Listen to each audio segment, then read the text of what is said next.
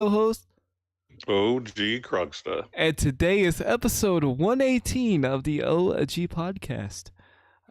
It's the first of the month. Get up, get up, get up, yo! You know what? I think this is actually the first episode we've done on the first of the month. Huh, how about that?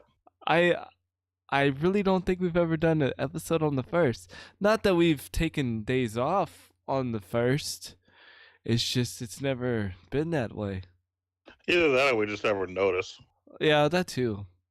But I mean, shout outs to the first of the month. Most of y'all are getting paid. Some of y'all are gonna get paid on the third. Y'all know the disabled people I'm talking about. The vets out there, you already know. It's that time to pay your bills and be broke again. That's the beautiful. That's the beautiful thing. Yep. So, how was your week, man?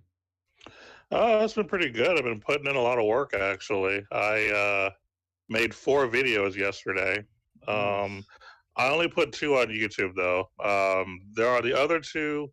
One I'm debating re-recording because there was something I didn't mention, but I'm not sure if I'm going to just do another video later or what I'm going to do with that.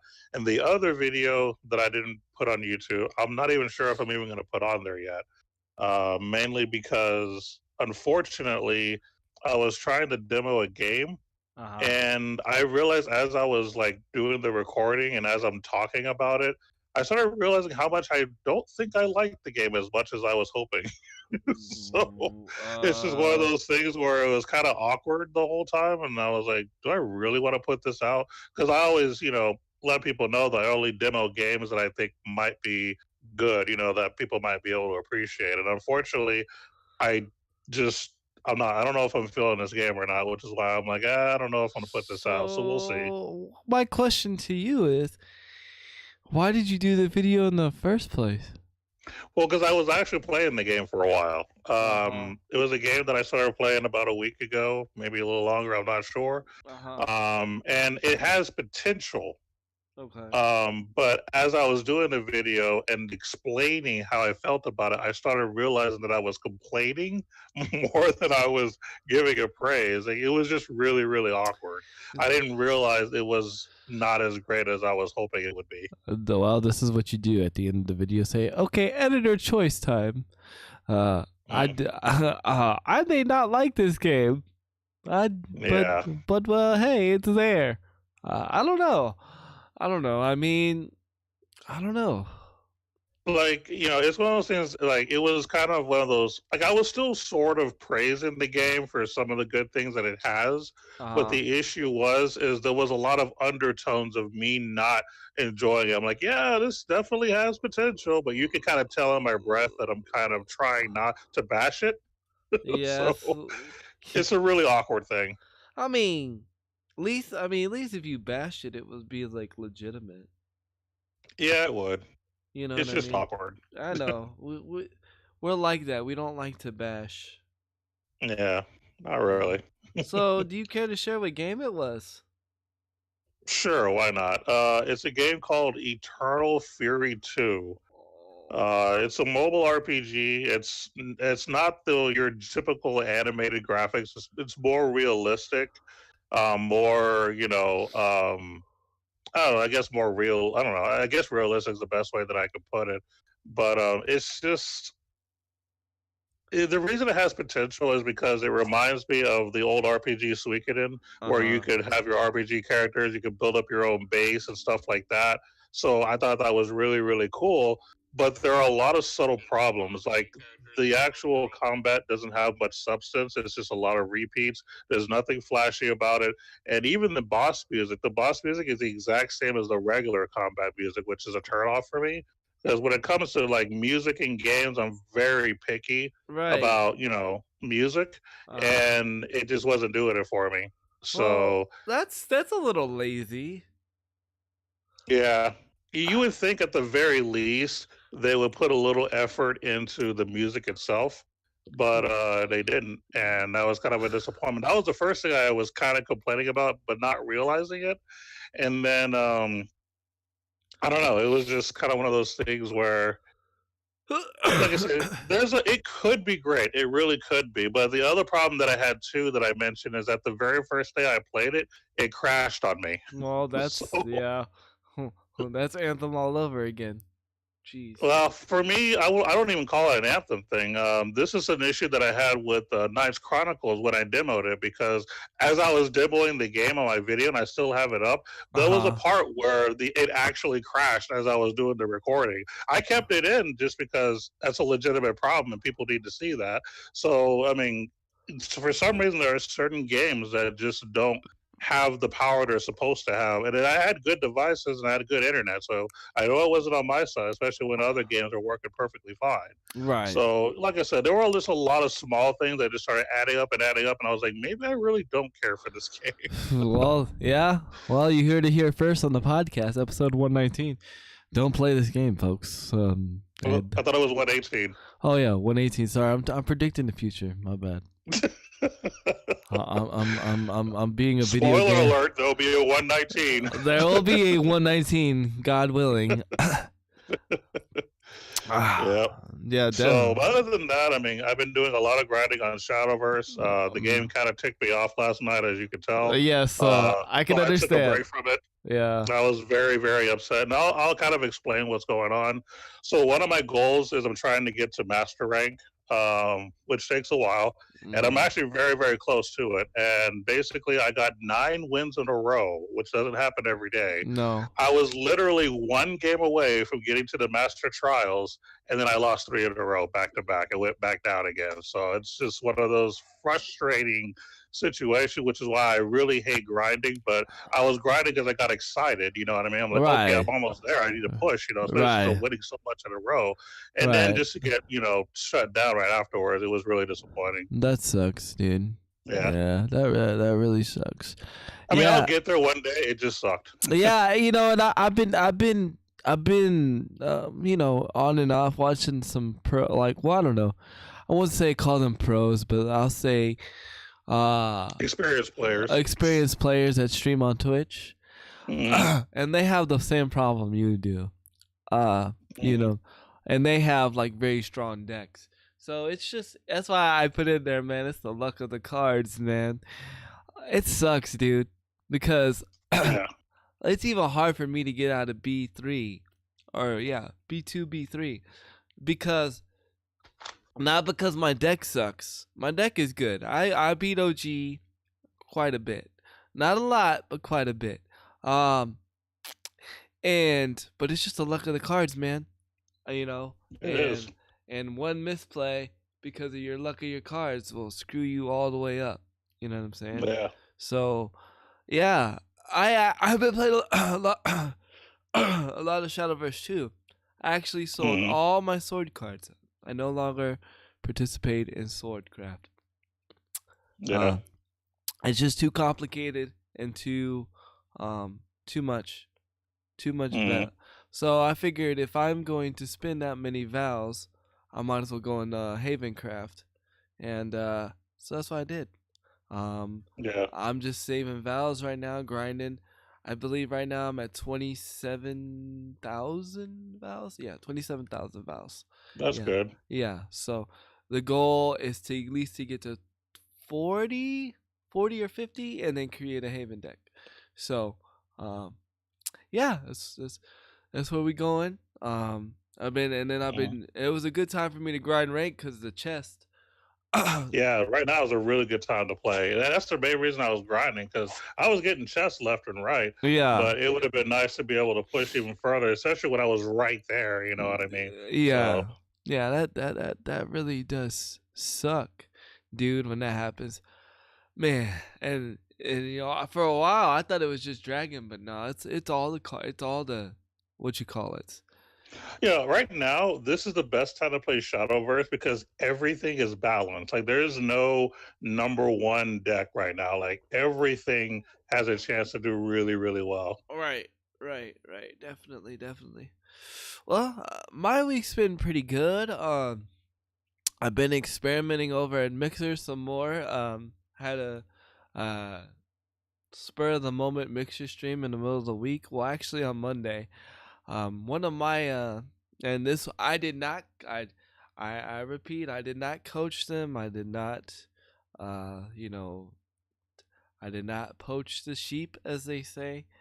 I didn't tell them to go over to Mixer. I was, I was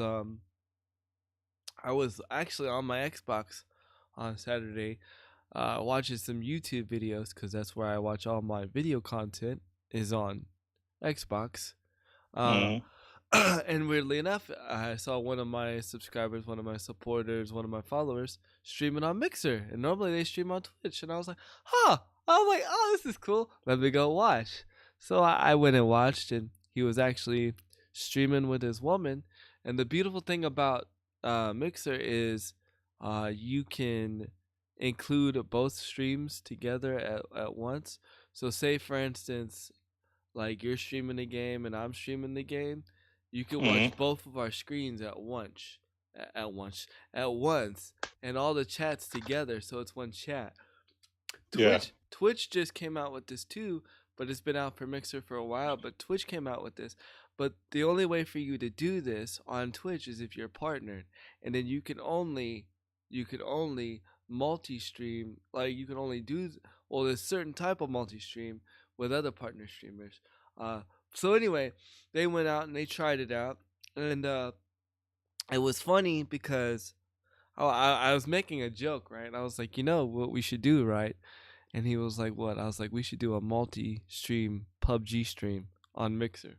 We should stream PUBG on Mixer. And y'all already know how I feel about PUBG. PUBG is broken. It's still broken. I wouldn't say too broken. I actually played it a little bit last night because they had an update. Every update, I give PUBG a chance. But anyway, because I have hope, and I have faith that maybe one day I could play PUBG on console. But anyway, that's beside the point. And then he was like, you know what? That's actually a kind of a good idea. Maybe we should do a multi-stream. And I was like, you know what? I was like, why don't we do a multi-stream on Monday? Because that's when I stream Xbox and stuff like that, and you know. And so we ended up multi-streaming Blackout on the Xbox on Mixer.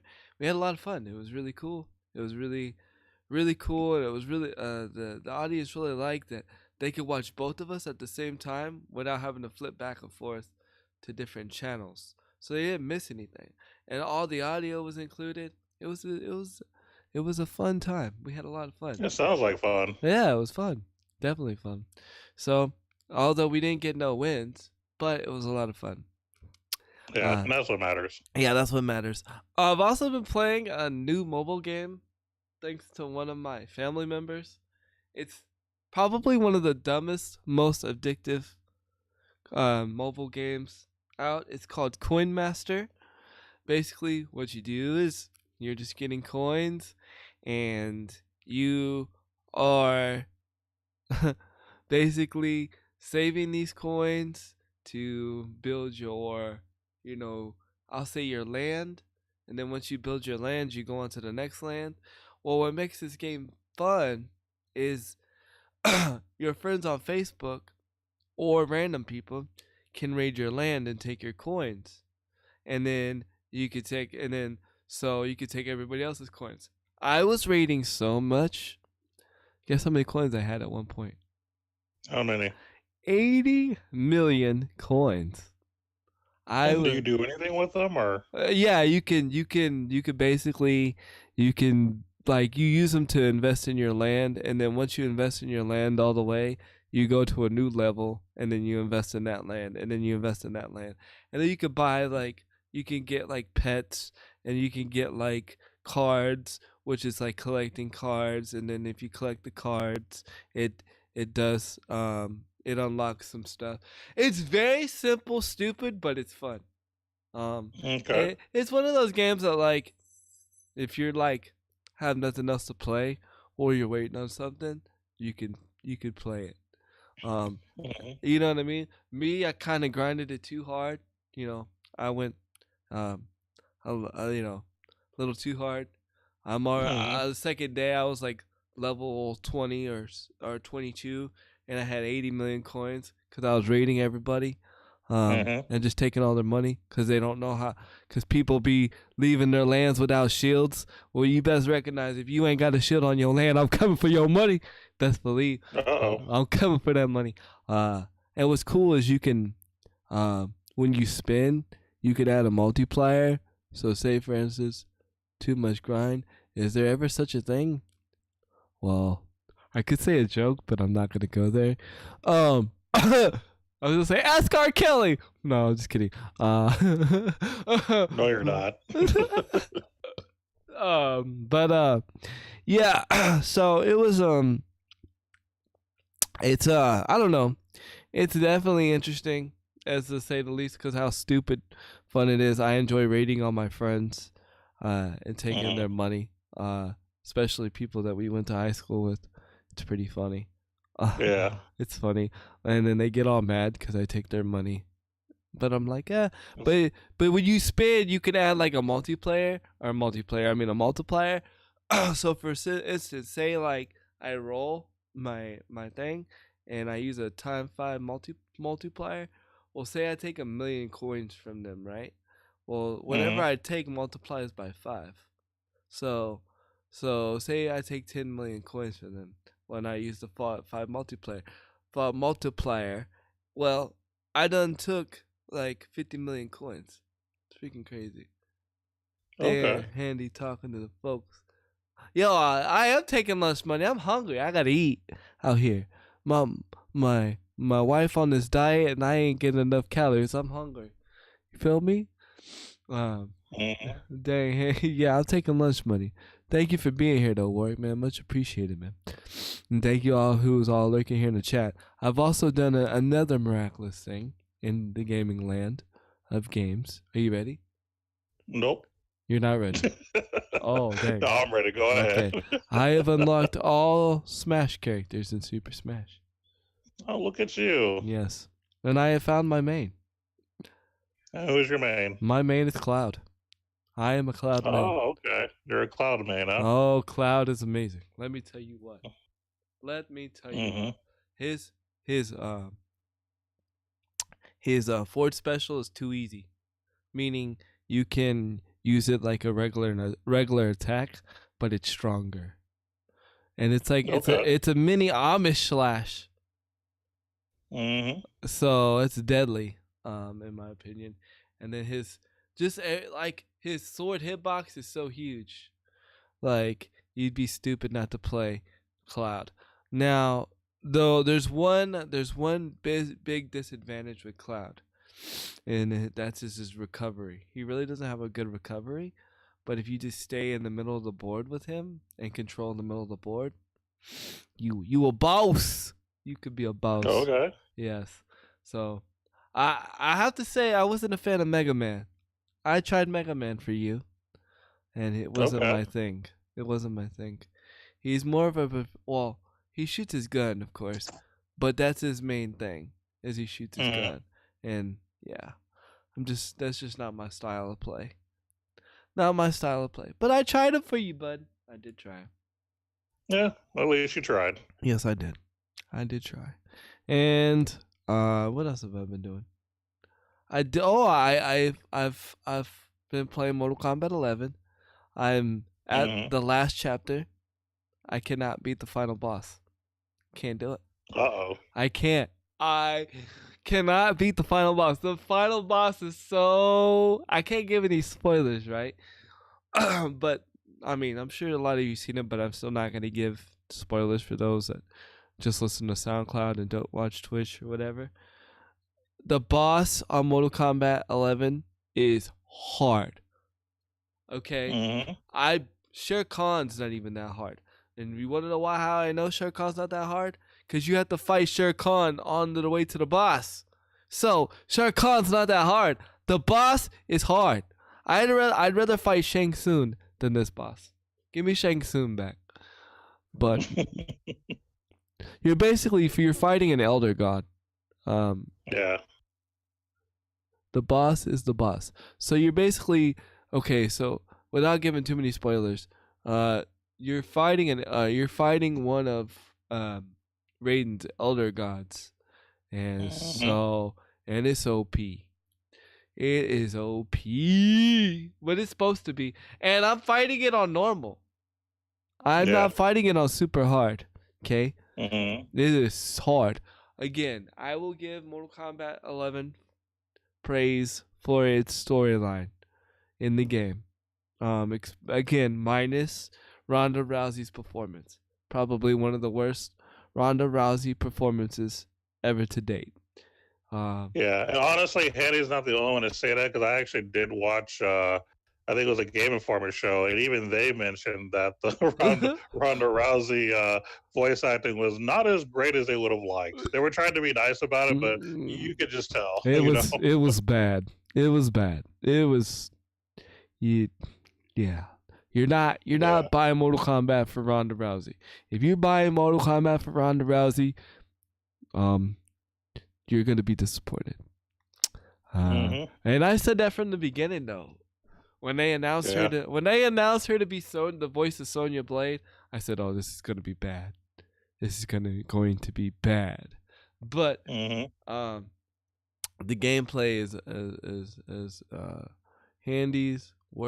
Ronda's worst performance was against Holly Holmes. No, well, besides that and the WWE, she's trying to make the WWE real, and it's not real. Speaking of, well, we won't go into WWE just yet, but I have some interesting facts. You know how we go a little bit into WWE sometimes. I have some interesting facts about the WWE that might be considered interesting, but we'll talk about that a little bit later. But yeah, so I've been playing a little bit of Mortal Kombat 11. And other than that, just been playing some Switch with some Super Smash Bros. Still kicking my wife's butt in Mario Kart. She doesn't know how I'm so good. I'm like, baby, you don't understand. Mario Kart has been in my blood since I was 6. I know all these maps. So if you're buying if you're buying Mario Kart 8 for new tracks, there's no new tracks really, especially if you've already bought the Wii U version, because it's exactly the direct port of the Wii U version. That I found out. I didn't know that, but it's an actual port, and it's because nobody bought it on the Wii U, because nobody bought a Wii U. So, but how you doing there, Crew Dog? Good to see you there, bud. Good to see you guys. I had to take yesterday off because I had to film a video for Able Gamers. I was actually still working on it today because I'm picky and it was annoying me. I did the video, did it all good, but I realized there was a cat toy in the background. And I was like, oh crap, you can see the cat toy. I don't want to see people see the cat toy in the video. So I redid it this morning. But then I realized when I redid it this morning, I did it at 720 and not 1080. RIP. And the exact instructions are, please do video in 1080p, not 7. Well, it doesn't say not 720, but it says please do video in 1080p. RIP. So I have to redo it again. RIP. I feel like I'm acting, but you know what? I still do a better job than Ronda Rousey. Bird. You would say that. But I ain't got that Ronda Rousey money though. I wonder how much she got paid to do that, man. It's a good question. Tired, so I had to go back to sleep early this morning. Currently, I'm regaining over my kingdom. What? Oh, reigning over my kingdom. How are you? How are you? Okay. You're asking Warwick. I thought you were asking me. But yeah, man.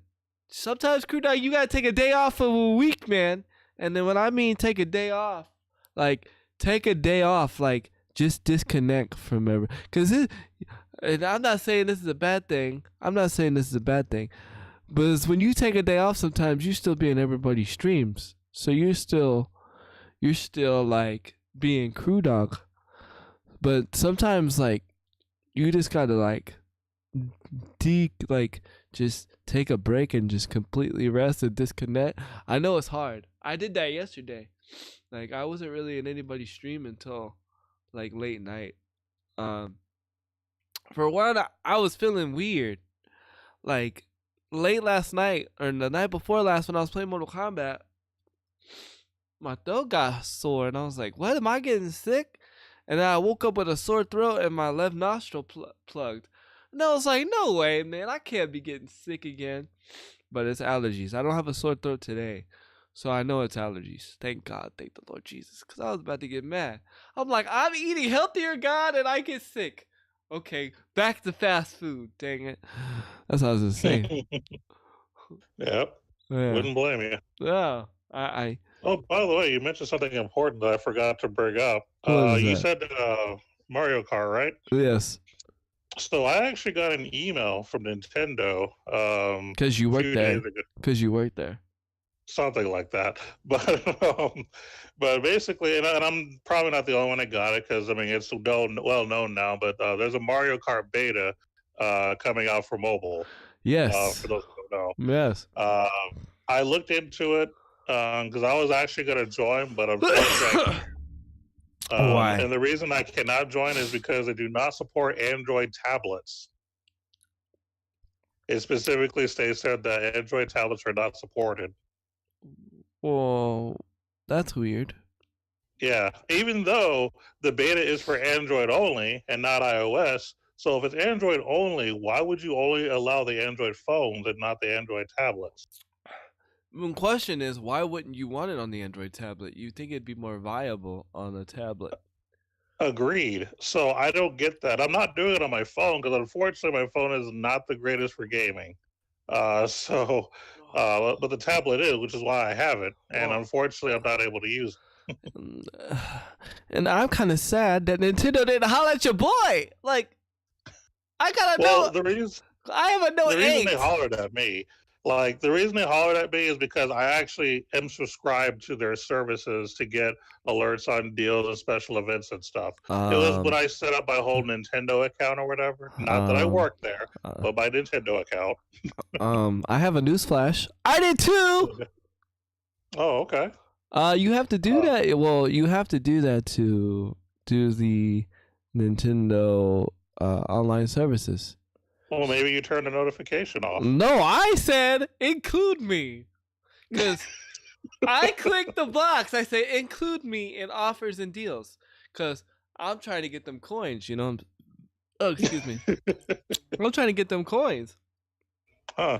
You know what I'm saying? Yeah, I'm surprised you didn't get that email then. They gave it to me like real quick before I was even out on the media. Because you and Bowser are best friends. You know what I'm saying? Y'all be talking about Peaches. You know what I'm saying? Mm-hmm. Y'all be talking about Peach all the time. I know the game. I see you. I see you. Yeah. Actually, I kind of knew about that. There was a video I was watching. Like I sleep watch YouTube sometimes. So yeah. like if there's nothing to watch, like I just put on YouTube and just let it go, and whatever I land is wherever I land. I trust. Mm-hmm. And there was a video talking about how Mario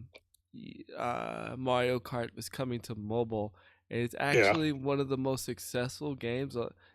Believe it or not, believe this or not, I don't know if I believe this. I need some more facts. Mario Kart outsells Smash. I actually can kind of possibly believe it because Smash has its own community, but Mario Kart is good for casuals. There are a lot more casual gamers that play Mario Kart than Smash Brothers. He says, I can believe that. Warwick says, I feel like I'm getting pushed from switching to iOS to Mario Kart Beta is Android. Only the Harry Potter mobile game, AR game, is on Android also, only 2. Dude, I don't... Okay. I need to know your honest opinion. And I need to know, like, not because it looks cool, not because of the security. why do you choose iPhone over Android? And I'm asking you this because you are a coder. You are a coder. You are a designer. So I feel like you would want more freedom to oh well, you just said the what you just said the magic word. Okay. He said my wife wanted to switch. Okay. Happy wife, happy life. I don't even need to go even further. My uncle was the same way for years, and he explained why he switched. Really? So that made more willing to switch. Well, why did he switch? I'm just curious. And as you sum up to type that up, because I've always liked the customization of like being able to do stuff. Um, but Nintendo, if you're listening, I'm sad you didn't send your boy. You know what I'm saying? You didn't. Yo yo yo! The art person is here. I was actually in your stream yesterday, lurking while you was drawing something. I didn't really understand what you were drawing. I had the stream on low, on not mute but low, so I really couldn't like hear what you were saying. But I was watching. I was watching. You were like when I was watching, you were like drawing some like diamonds or triangles or something. I don't know. It was cool though. I was intrigued. I was watching. Yeah, he was an anti-Apple. He said that the what the ecosystem just works well. That's all about the ecosystem. I put some of the finished stuff in my Discord. I'll check it out. I apologize if I don't be active in a lot of y'all Discords, but it's nothing personal. I'm just in a lot of Discords. A lot. If I was to screenshot on how many Discords I'm in, and there's some that are on mute, so like y'all can't like. There's some like I just don't see because there's just so many, and some of them I have to be a part of, and some of them I have to be more active in others because of my positioning. Like Able Gamers, like I have to be like active there, and certain others I have to be active. So if I don't respond or see or whatever, don't take it personal. I'm eventually gonna stop by there and see all the stuff. There are some Discords I put on mute too because they're way too active. Yeah, it's just hard. I don't know what it is. Like I love Discord to death. I think Discord's cool, and I'm not saying that because I'm partnered. I think it's a very cool way to communicate and grow community. But it's just sometimes it can get overwhelming to keep up with everything. I don't know what they would need to do to fix it. I think it's more of a me problem than it is an actual Discord problem. So yeah, it's crazy. I had become more active, so I've become more selective about the Discords I join. I use my personal Gmail account, and now only in 4, but active in 3. I used to be in over a. I'm thinking you meant to try to say dungeon, but you said dozen. But Discord as a whole just feels overwhelming to me. Yeah, it does. It feels overwhelming. And there's still things that I don't even understand how to do with Discord. But it's cool. But one day we'll get there. One day. Some people like they know how to grow their Discords really well. Me, I just put people that I know in there that want to be there. Cause I'd rather have people in my Discord that want to be there than people that join and then like 2 seconds later they leave.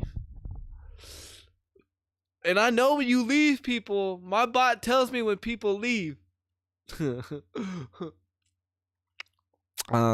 be stalking y'all. Yeah, yo. Discord be stalking me, be telling people what I listen to, what games I play on the Xbox, everything. So hey, I got to stalk too. I gotta be gotta be ahead of the game.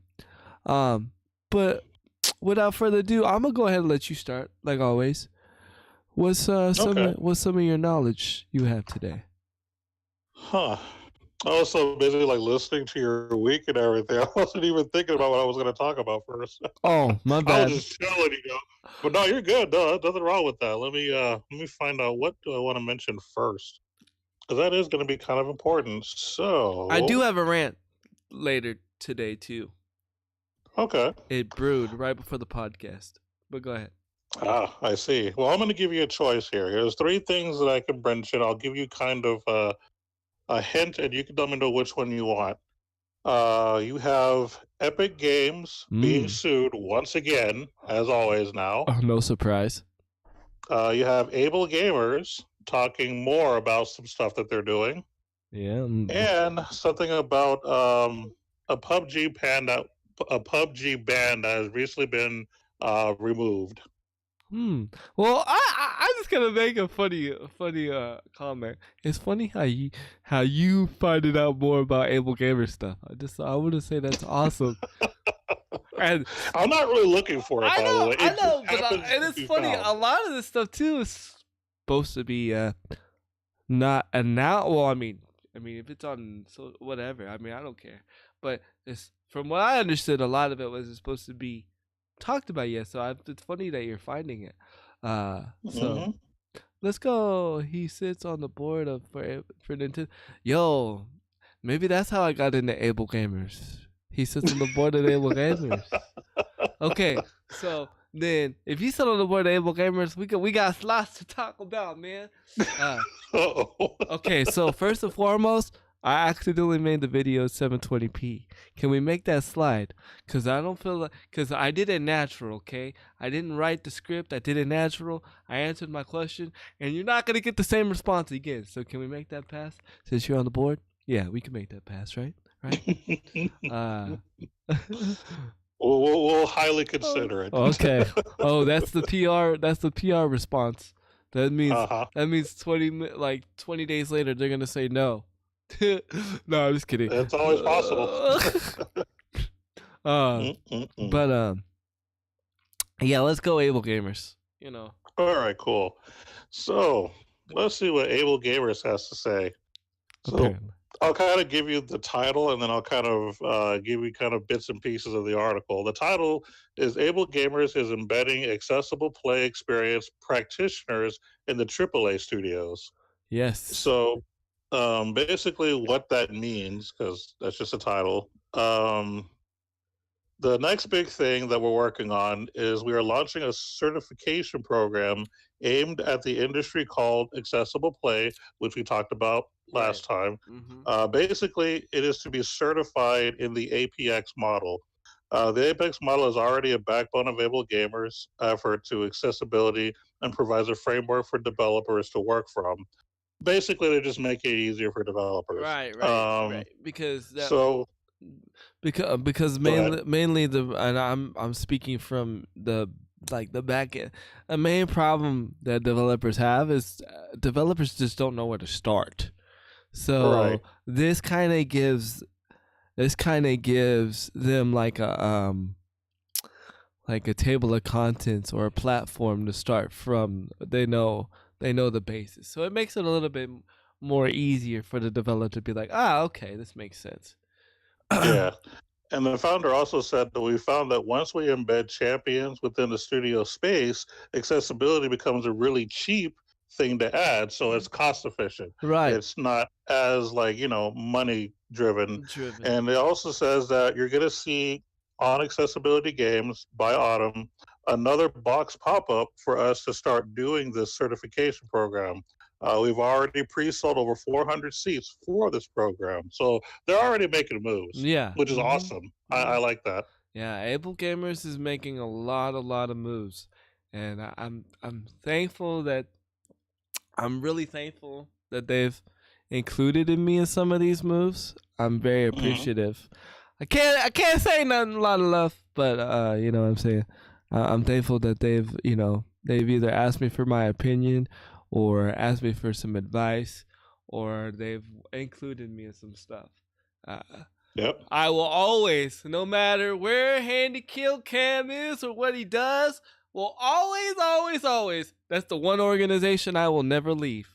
It'll be Able Gamers. I don't care if I'm partnered. I don't care if I got 20 million subs and 20 million followers and 20 million viewers. I'm gonna be representing Able Gamers until Handy Kill Cam is gone. I'd probably get the Able Gamers logo tattooed on me. The little, not the actual word, but the little joystick. The little, yeah. That'd be dope. Okay. Yeah. But so, I mean, I'm Able Gamers branded. I'm Able Gamers before I'm a Handy Kill Cam because Handy Kill Cam or Able Gamers is more important to me than myself. You know what I mean? So shout outs to Able Gamers and what they're doing. They're doing some pretty cool things. Pretty Yep, cool. And I'm finding out about them on accident. On accident. And these are things that I've they've been told to me, but I didn't know. When certain things are told to me, like I take that as like, okay, what is talked about in the house stays in the house. You know what I mean? Yeah. Unless it's... And the only reason I'm able to talk about it is because they've actually given that information to a news outlet. Yeah, exactly. So that means that it's already public for other people to hear. Right. That's why I can say it. Right. You may not be able to talk about it, but I can. Yeah, exactly. And I'm just lazy and don't look up Able Gamer stuff because I don't know. I figured that I should be able to find it easier, but apparently you find it easier than me. So hey, yep, it's all good though. I love it. Just like I talk about mobile gaming stuff, so it works. I love it, man. Yep, that's dope though. It's a balance. Yeah. Hey, that's how our friendship works though. We've always been able to balance one another, even during my crazy days. Enjoy that Pepsi. Enjoy that Pepsi. So good. Please tell me it's the big bottle and not the little small 12-ounce bottle. No, it's a bigger bottle. Okay, thank God. Thank you. I have a little bit of money, so I'm okay. Okay. Because, I mean, the bigger bottle lasts you throughout the day. You know what I mean? I'm not one to open a bottle and put it back in the fridge. Oh, no. When you open a bottle of Pepsi, that's a commitment. You have to finish it. Same with the can. And, yeah. People, well, and I know Crew Dog's one of these people. Well, you can leave a bottle of Coke open and it won't go flat. Well, why would you want to do that to a bottle of soda anyway? That's my question. Yep. Why would you want to leave soda out? To me, that's punishment to the soda. I mean, you're right, but if I'm going to enjoy a soda, it's going to be for that moment and for that time. If I leave any soda out overnight, I've caused a very disgraceful time for Pepsi or for whatever I'm drinking. But yeah, man, that's crazy. Speaking of accessibility and Able Gamers, I can go piggyback kind of right off that. But Able Gamers is not getting the credit, of course. Microsoft is, which is fine. Microsoft has been giving accessibility controllers to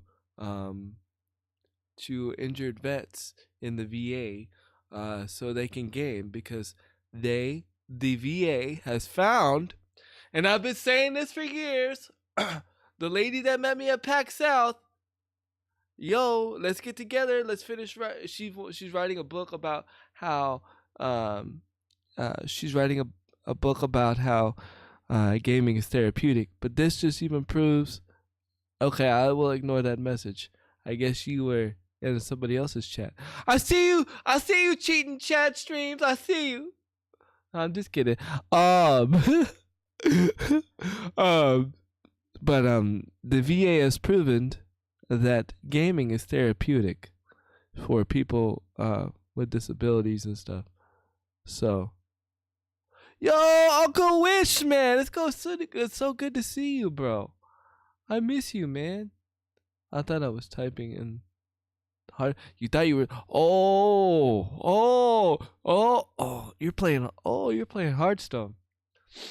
I see. Said the blind man to the deaf dog. What up, Uncle Witch? So I think it's really cool that they're doing this. I read the article this morning, so I'm kind of paraphrasing. I don't remember which VA hospital it is, but you can Google it. But yes, they are giving. They're like basically giving accessibility Xbox accessibility controllers to injured vets, and so they can game, because the VA has found out that gaming is therapeutic, for physical therapy, or or for the mind and stuff like that. So I thought that was really, really cool, man. That was really neat that they're doing that. Nice. And it's good to see that people are finally understanding that gaming is therapeutic. I've been saying this for years. It's the only reason why my hands are well, that and God, but but that is like really the reason, you know, the therapy part is the reason, because they didn't have the therapy that they have now when I was a kid. So the only physical therapy I was getting for my hands was gaming. So, and I'm thankful for that. I'm really, really thankful for that. So, when you see me gaming, to me, like, I'm in another therapy session. Because believe it or not, like, when I don't game for like a week or so, my hands get a little tense and they cramp. It's the same thing with a new controller or whatever.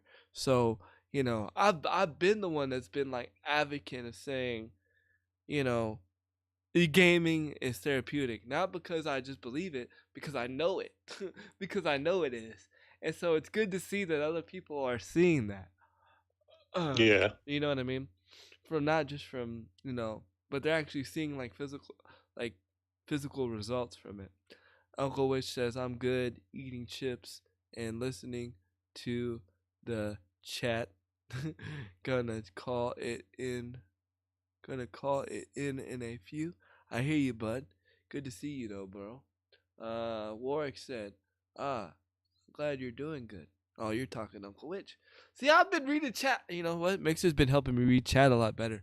I don't know what it is with their format, but I can actually read chat a lot better. It's weird. So I've been actually been able to keep up with chat and reading it well. Cause I don't know what happened, but like my chat bot that I've been using on here has been acting really weird. Like it opens itself like 50 times now. I click it once, it opens up 50 times. So I don't know. I don't know if we're gonna be using that bot anymore, guys. It's a sad moment, but we'll have to see. I've tried updating and all that good stuff. It says I'm an idiot, so I don't know. We'll see what happens. But yeah, man, that's really cool about what's going on with accessibility, enable gamers, and all that great stuff. Really cool. Mike, next question to you, OG. Mm-hmm. Have you seen the Sonic the Hedgehog trailer? I forgot to look at it. I saw it in my news. Huh? And I never actually watched it. But I do know that there is a Sonic the Hedgehog movie coming out, yes. Okay, but you haven't seen the trailer. I have not actually seen the trailer, no. Oh my god. I have one. You can still talk about it. It's okay. I know. I just need to say one word. Actually, it's. It's. I just got to say one phrase. You ready? You ready? Yep. Gangsta Paradise. Is that right? Gangsta. So Sonic's a G, huh? No. Let me tell you the first mistake they did. Uh-oh. Sonic the Hedgehog intro music is Gangsta's Paradise. Okay. And did they portray him as a G at all? Like, what's up? Like, did he have like an attitude? Like, what's up? No, he does not have an attitude. It is the worst trailer. In trailer, no.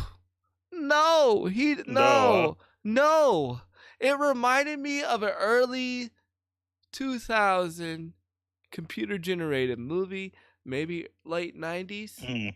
Like, it is like Super Mario Brothers bad. Okay. Super Mario Brothers bad. Yes, see? See? Me and you are on the same page, Warwick. Huh. Yeah, I might like Super Mario Brothers better than this movie. Uh-oh. Yeah. Uncle Witch said the whole movie is setting itself up to be a stretch. Yo, let me tell you something. And I'm not saying anything bad when I say this, but at least I feel like a character needs to look like they're supposed to.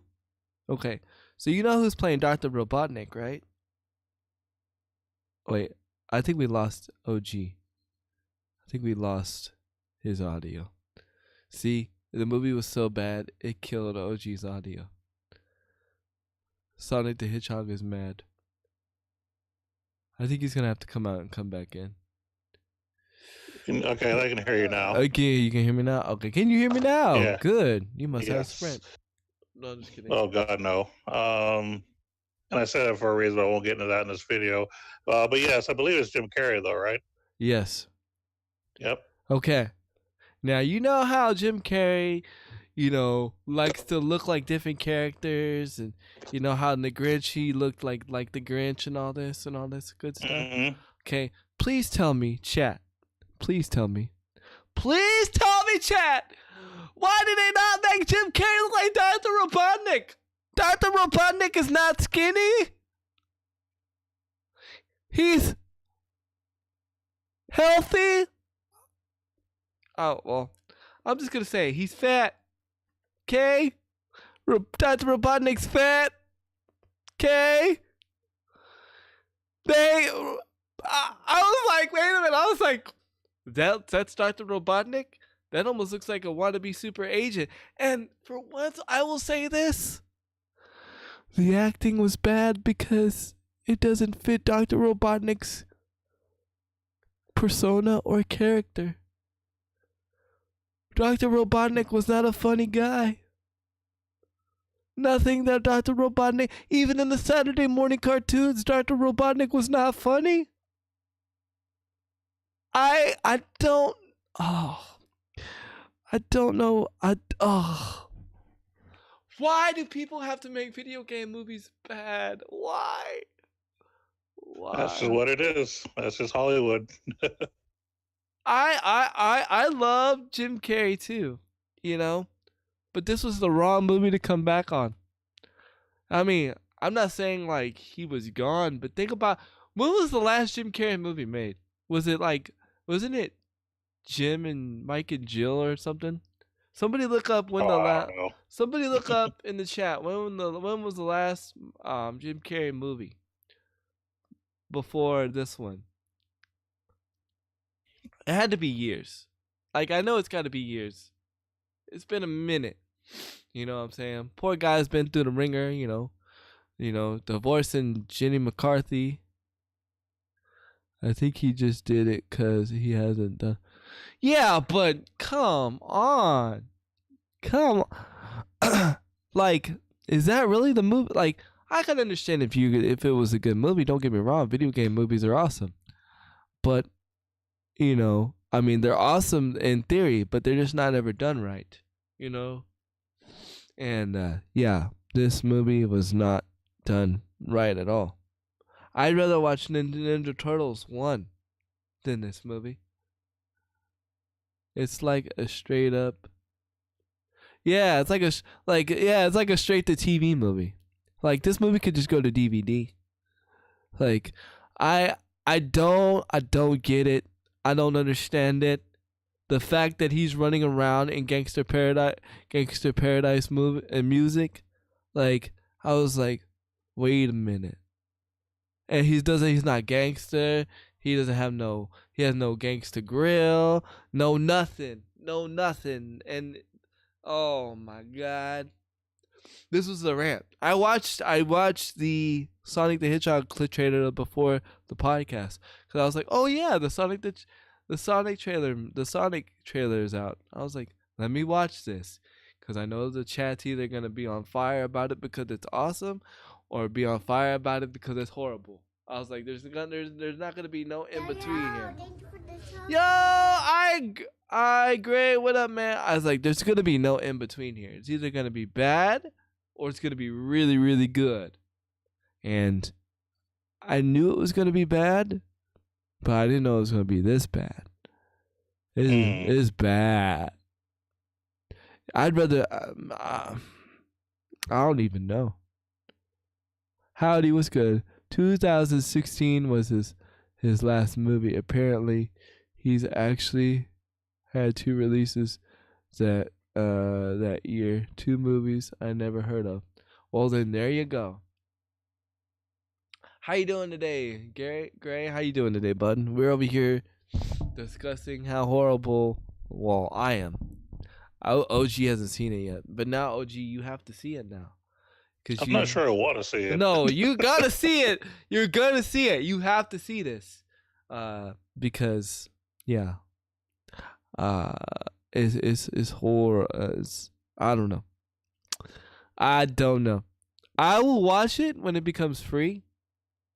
For me to watch. Warwick says, "Spare your eyes, OG. Spare your eyes." I think that's a good advice. I like that. No, I'm going to make him watch it. I had to watch it, so you're gonna watch it. I had to watch it. Okay.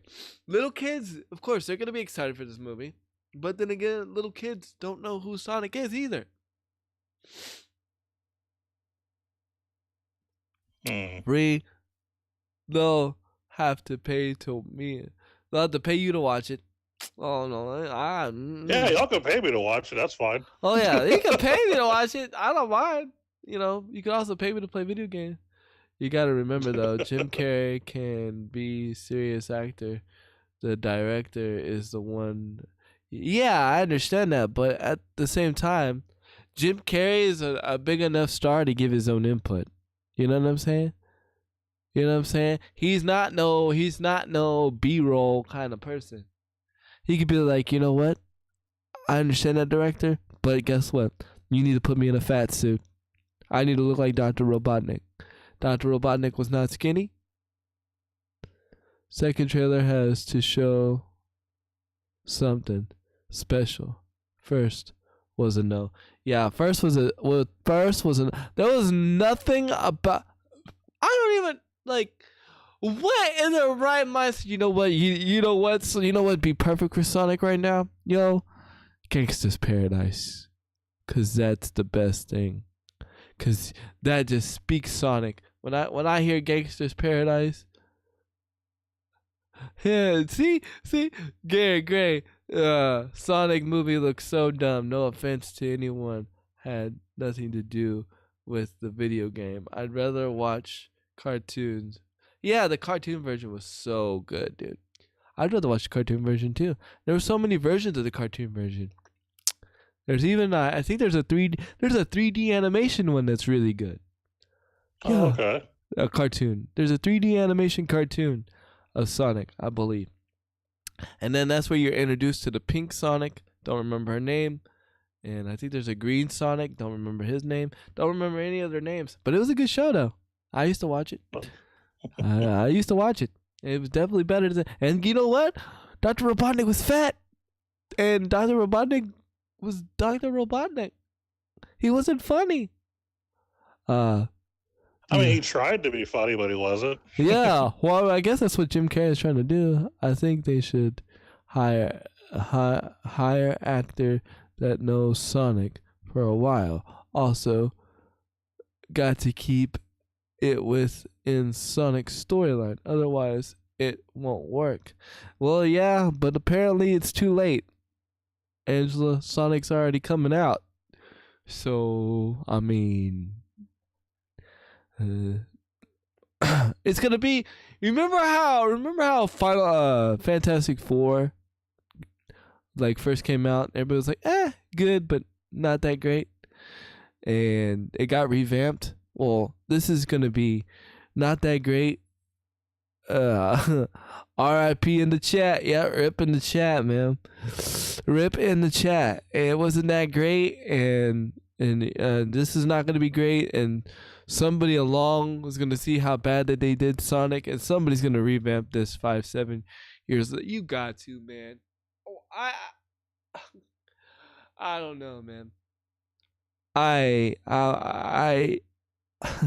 and then I don't even know what to say. It's sad, man. It's really, really sad. I feel bad for Sonic right now, man. Like, Sonic got no love. I mean, the only reason why Sonic's still alive is because of Nintendo. I hope Nintendo sues them. I'm just kidding. It won't, but you hope Nintendo sues them. Wow. You know what I mean? Maybe that's why they couldn't do the storyline like supposedly like they wanted to. Maybe it's because of Nintendo. Well, I mean, Sega still owns the rights to Sonic. Well, so what? They just kind of pimp them out to Nintendo? Yeah, they pimp them out to whoever will take them. That's a little disturbing. Yeah, it is. Poor Sonic. He just gets done wrong, man. Speaking of Sonic, there's a new Sonic game coming out for the Switch. Well, it's a ported game. OG, make sure you bring up suing over Sonic movie at the Nintendo board meeting. Yes. Yeah. And then oh man. And then you need to discuss why your co-star did not get a beta invite. Okay? And why you got one and I didn't. You need to have words with Mr. Bowser. Sure, I am not happy. I am not happy. I'm checking my emails right now. I am legitimately checking my emails right now. Matter of fact, let me find the date that I got the email. I'll be happy to even tell you what date to look for, just in case it did hit your inbox and maybe you didn't see it. Hold on. Going to Gmail right now. Okay, you do Let's see. Nintendo. There you are. April 25th is when they sent me the email. Dang, it wasn't too far ago. It was like what, 5 days? Yeah, it was like less than a week ago. Okay. Well, my phone wants to be in portrait mode for some reason. Get out of portrait mode! I need you. I mean, landscape mode. For once, I need you in the other mode. My phone's been doing that. I've been locking it, like to where it stays, and now it's stuck on portrait mode. Are you flipping on my Jesus serious? Anyways, yeah, it's crazy. That is crazy. So, I don't know, kids. If you want to see the Sonic movie, go right ahead, but just understand that I'm not happy about it because I was there when Sonic was born. I've watched Sonic grow from a little hedgehog to a big hedgehog, and this is not the Sonic that I know. Sonic, you changed. You've changed, bro. You've changed. You changed, Sonic. Them rings. You addicted to them rings, man. You'll do anything. Mm-hmm. You'll do anything to get in the ring, man. Do anything to get in the ring. All right. But other than that, while I fixed my phone, OG, what other news do you have for us? Well, since someone brought up lawsuits, I guess I'll talk about that. Well, I mean, nothing like a good lawsuit these days. Yeah. So let's see here. All right. So Epic Games. You know that company that's been getting sued by just about every actor known to man? Well, yeah. Right now, they're being sued by musician Leo Pellegrino. I don't know who this person is, so but maybe y'all do. But basically, that particular musician is suing them over dance emote. Surprise, surprise. Wait. Hold the phone. Get your cell phones out. Take a selfie real quick. Because you better see my face. A musician that makes music is suing over a dance move. Yeah. Because that makes sense. So let's go ahead and dig deep into this. So this person, Leo, is a baritone saxophonist. So he plays the saxophone, basically. And they're accusing him of using his signature move known as Phone It In. quotation mark, phone it in. You mean when he's playing the saxophone? Well, the move sees players. Okay, so what does it actually look like? Okay, let's see. Okay, Google. Fortnite dance move, phone it in. No, not phone dance iTunes. Okay, I'm looking at it right now. Hold on, let me see. Go ahead, you can keep talking. Yeah, no problem. So basically, yeah, he's filing a lawsuit because he has a signature dance move that he does while he's, performing, and Epic Games has a character who does exactly that. So the move sees players performing with the instrument while dancing around in celebration. So the musician filed a lawsuit, um, basically citing Epic's unjustified use of his likeness, along with profiting from his dance move. Yeah, so basically, he's known for his eccentric dance move and is part of a brass house group called Too Many Zoos. So if Okay, you guys know who that is, yeah, first of all, I have no idea who that is. Second of all, does he have the move copyrighted? I doubt it. Well, then that's like me saying, "Yo, then Fortnite putting in like a wheelchair and then me popping a willy. Yo, you know what? Fortnite, I'm gonna sue you because that's the way I go up a ramp. Yep. That's the way I go up a ramp. That's my style." Or having one of the characters say, "Oh my Jesus." You know what? You know what, Fortnite? That's what I do on my streams. That's mine. That's so stupid because for one, you can't copyright emotion. I don't think. I don't think you can copyright emotion. Well, I don't know where Boobies is at right now, where my lawyer is at right now. But last time I checked, you can't copyright emotion. Like, I can't copyright me going like this and say, "Oh, it's the handy slam," and they go sue. So, okay, is it winning? Has it got thrown out? It's in progress, but since that it did get brought up, we did mention that the guy that played Carlton on Fresh Prince of Bel Air. I don't know if I remember. We talked about him also suing Epic Games. He actually lost, by the Oh way. yeah, he lost hard. He lost hard. But former Maryland basketball players Jared Nickens and Jalen Brantley are also taking action after the pair claimed to create the Running Man dance that appears in Fortnite as well. So apparently, other people are also trying to sue Fortnite and get a piece of that pie. It's a trend.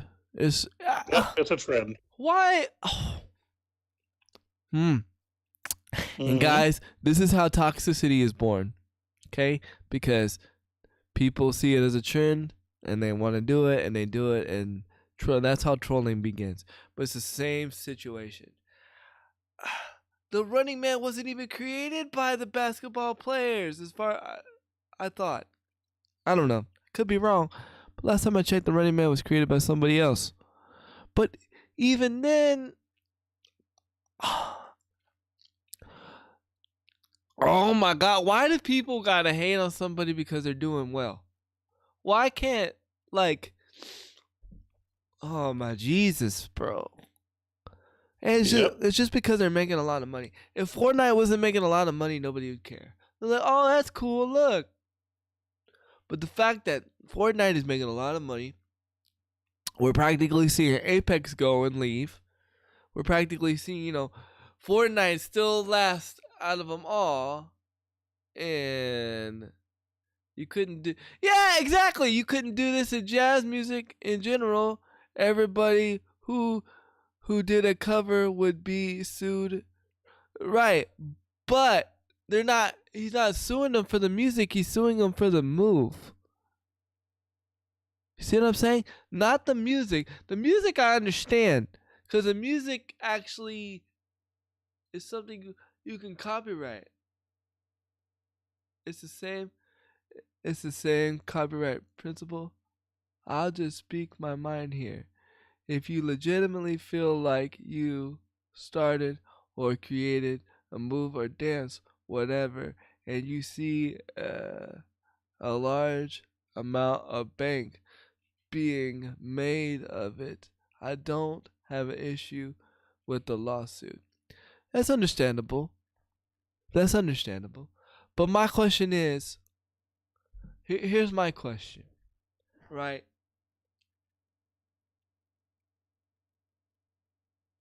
If I didn't take legal action to copyright said sort of move that I copyrighted, then why am I going to waste money to sue for said move that I didn't copyright in the first place? Because you can't poor man, Uncle Witch, you know what I'm talking about when I say this. You can't poor man copyright a dance move, I believe. And if you can, then that's news to me. I don't know. I know you can in music, and what the poor man's copyright is you take one of your original copies and you mail it to yourself and you never open it. That's called the poor man's copyright. I know because I've done it. And that shows ownership of whatever. But I don't. How do you? So my thing is to you, and I understand your point, but my thing is, if you didn't take the legal actions to protect yourself from such thing, because I don't know, maybe you're lazy, maybe you thought it was gonna take off, then what leg do you have to stand on? You know what I'm saying? Because not only are you wasting time, but you're wasting money that you probably know you're not gonna get anyway. You see what I'm saying? Because, like for instance, the Carlton, right? That was what the Carlton guy was suing over, who's now on America's Funniest Home Videos. Like, that was copyrighted, but the problem is I don't know if this is why he lost. I know you said why he lost. I don't remember now. I think it's because of what I said. I don't think they found the dance move to be copyrightable, but whatever. Personally, I wouldn't go, but I wouldn't have went for that response as that judge if that's what it was. I don't remember. I could be wrong, but that the dance never belonged to him to begin with. I believe the dance belonged to the creators of the Bella the Fresh Prince. When there's a gray area, and argumentally, I understand your point, but if something can be reasonably proven with video evidence, including timestamps, these companies ought to be held accountable for capitalizing on giving these emotes for free. Well, they aren't giving these emotes for free. Yeah. I mean, yeah, and they've probably got a loophole, to be honest. You know what I'm saying? We've all done it. And I'm not saying it's right, but we've all capitalized on some kind of loophole at some point of our life. And that's probably what Epic's doing. They probably found some kind of loophole. Because and the reason why I say this, and I'm not saying that makes it right, but I don't think Epic has lost a case. Right? Because we've done. Not that I've seen. I don't think they've lost yet. I don't think they've lost. So Epic knows something. Or they would have stopped it by now. Because I know I'd be getting tired of these lawsuits as a company. You know what I mean? So Epic knows something. They got a good lawyer somewhere. Legal precedents must be in their favor. Yeah, exactly. That's not necessarily true. Our judicial system is not perfect. In these, I understand, and I always said, and this might sound weird to say, and this is not practical. This is not politically correct. But this is how my mind thinks sometimes. Handy's not always politically correct. Okay?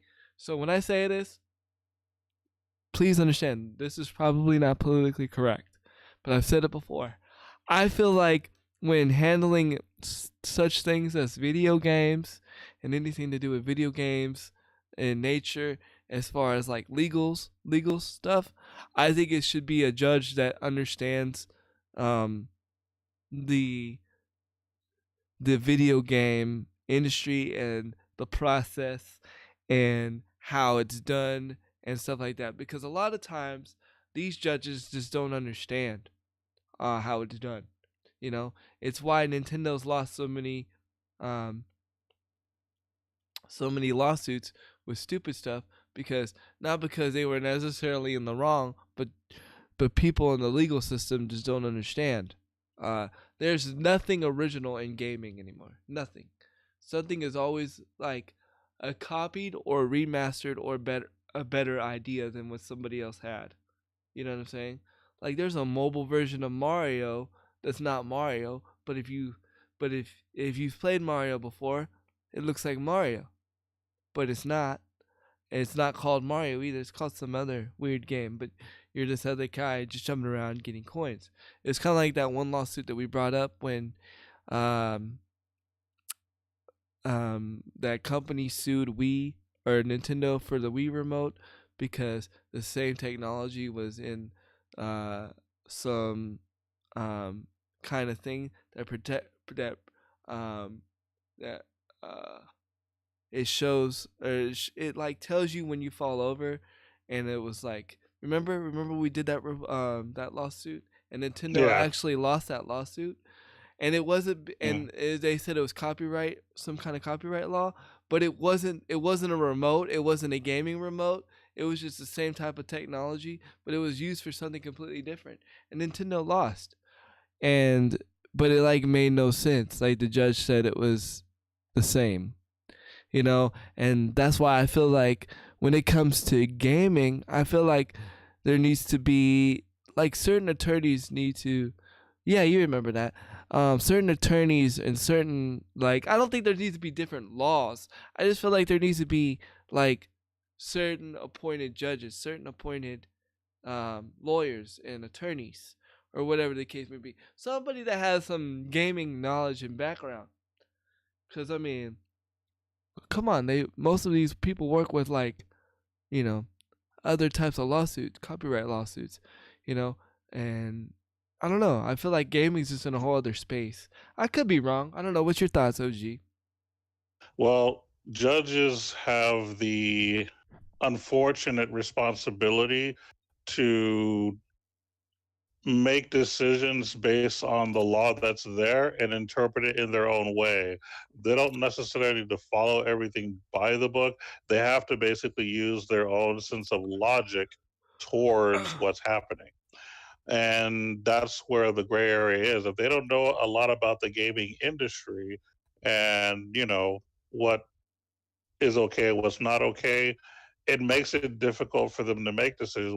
Which is why we see a lot of inconsistencies in all these gaming type related lawsuits. Um, you know, so yeah, I mean, it's just tough. That's the best thing that I can say.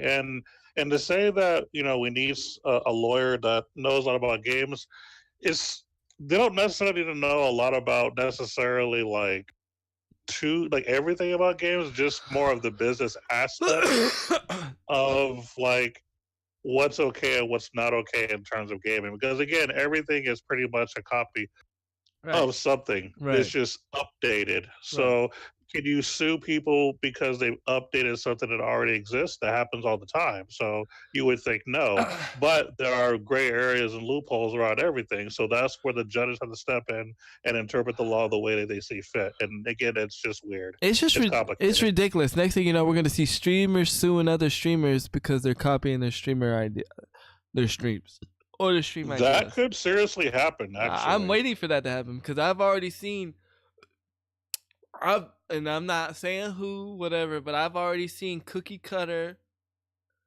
I've already seen, like, okay, so I know like one well-known streamer, and then I see somebody that's not a well-known streamer, like a small streamer, basically cookie cut their basically idea, but just freaking put their logo on it, and I'm like, wow. I'm like, eh, there's again, there hasn't happened yet, but I wouldn't be surprised if it didn't happen. Yo, DB, what's good, man? The Crew Doc said that's why that the way wait, that's why they can have expert witnesses. Those people can educate the people who are hearing these cases. Yo. Yeah, man. I totally agree. But it's crazy, man. It's crazy. I can't. I understand at some point, but like I said, Epic knows something. Epic's not. I mean, they release some dumb updates, but they're not stupid. You know what I'm saying? They still release more. They still release. This is funny to say, but do you guys realize that Epic, like, man, I'll even say this, PUBG, and this is another rant. Sounds like I walked into the law offices of Dewey, Chestham, and Howie. Are you discussing Epic? I'm discussing. We were talking about how Epic, yeah, he's right. Yeah, Epic's getting Epic. Time to bring the Yo! pain. Yo, thank you for that sub there. Cito guy, thank you so much, man. Much love, bro. 11 months in a row, almost a year. Cicero guy. Man, thank you for that sub. Hey. Thank you for the sub. Thank you for the sub, love. Yeah. Yo, man, thank you so much, man. One more month, it'll be a year. Dang. Sister, I've known you that long? Dang. And you've grown so much. Good to see you. Good to see you, man. What was I say? Yeah, we were talking about the which lawsuit was it again? So there's a saxophonist that's suing Epic Games because of the saxophone dance emote, basically. Yeah, that's pretty much what's going on right now. And yeah, I don't know. I think it's more of a trend now. Epic owns. Okay, Kudoc says Epic owns the Unreal Engine. That program is used in multiple industries. All the chat's going on. I gotta scroll back up. The Epic owns the Unreal Engine. The program is used in multiple industries. That's probably where most of their pool comes from. Yeah, that's true. And he says, "Hello, everybody. Sorry to interrupt. I didn't realize that alert would blow up like that. Yeah, my bad. My ear is not that loud. I need to turn it down. You know why all these dance lawsuits have been dropped? Yeah, because well, my opinion is because they, to me, don't have. In my opinion, they're not copyrighted, but that's my thing. I've never known a dance to be copy. None of these dances I feel like have been copywritten, but I don't know. I could be wrong. But what? Why, DB? Come on, come drop the mic, sir. Hi, Crew Dog. Did it? What up? I know you about to drop some knowledge. Factually, they were not copyrighted. Yeah, see, they have not copyrighted and or never been applied. Yeah, see, that's what I thought, and that's what I was saying. Like none of these are copywritten. What up, Abomination? The cat behind the scenes. What's been going on, man? But yeah, like that's my thing. Like they've never been copywritten. Like they've never been filed for a patent. Like I can't get mad. If somebody uses the Oh My Jesus thing, or uses the Oh My Jesus emote, or uses the Biddy song, yeah, it's my song, but I didn't copyright for it because guess what? I can't file for copyright because it's not my beat. I just put it together and did it. All these alerts. I didn't file for no beat. I didn't file for no copyright, so I can't get mad. Trademark would probably fit this case. Yeah. Elephant filed for copyright, refused because on the guards of it not being a true choreographer dance routine. Interesting. Yeah, so but my question is why do people still keep trying? Like do they just feel like, oh well, the judge is gonna get tired of seeing it, and so they're just gonna rule in our favor? Like, there's people still trying. I don't know. It's just crazy. You know what I'm saying? So it's like, I can't get mad if talking about Epic and Fortnite. Do you know you can get what? Wait. Hold on. Let me go back to what Angela said. Talking about Epic and Fortnite, do you know you can get a custom code to do a custom game with viewers when you have at least 1,000 followers in social media? No, I did not know that. Can it be, here's my question for that. Can it be social media combined? Because I got over 1,000. I got 800. I got 800 on Facebook. I got 800 on, 700 on Twitter. And then I got 100 and something on Instagram. I don't know if they count. I don't know if they count Twitch. Hold on. So because he just came up with the routine without choreographing it before. Wait, man, hold up. There's so much. Chat is on fire right now. You gotta give me a chance to read.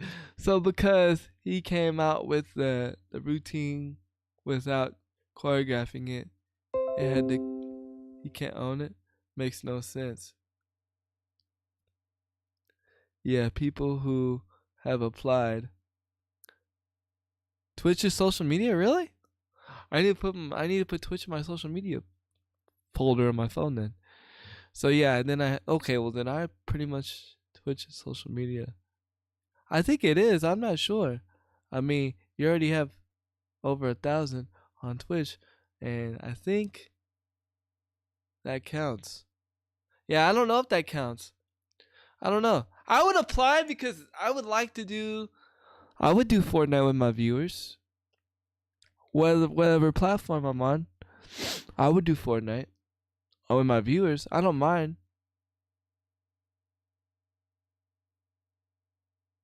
Hey, I've been playing the game. I've just been playing it off stream. So, sir. I just don't stream it much. I've thought about it though. I've thought about streaming it again. Just because I miss the good old days, man. I miss the console wars. I miss the console wars. I miss the console wars. I actually do. That was fun. You should try maybe get a support creator code. Oh, I don't stream it enough for a support creator code. So what you're saying is you have no video proof that you play.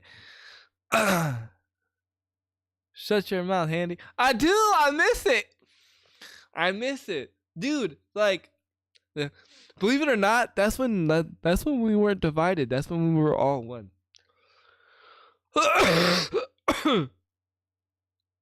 Like, do you guys remember how fun it was? Like, I don't care. Like, y'all did rotations or whatever. That's fine. That was, in my opinion, that was smart. But some people didn't like it. But hey, it's okay. It's okay. It was smart. And I don't know. I miss it. I miss it. But I don't think it would light the fire that it once had. It's kind of like WWE. Once the good thing is gone, once the good era is gone, it can't be redone. Apply for it, Handy. All right, I'll apply for it. What's the worst they can say? No. I mean, I think the console wars will return next year with the new stuff. No. I'm talking about the console wars on my channel, Cicero guy. But yeah, I hear you. I used to do.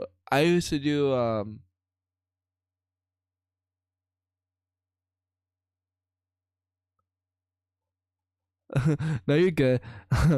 Now it wouldn't matter. Yeah, but that'd even be better though, because PlayStation could play against Xbox. See, that's what I'm saying. Like we could do. Okay, so look. Now my brain's turning. Check this out, right? We could have Xbox and PlayStation in the same lobby. We could have Xbox teams and PlayStation teams, and then which teams come out to be the winner? Yo, I'm saying, chat. I'm saying.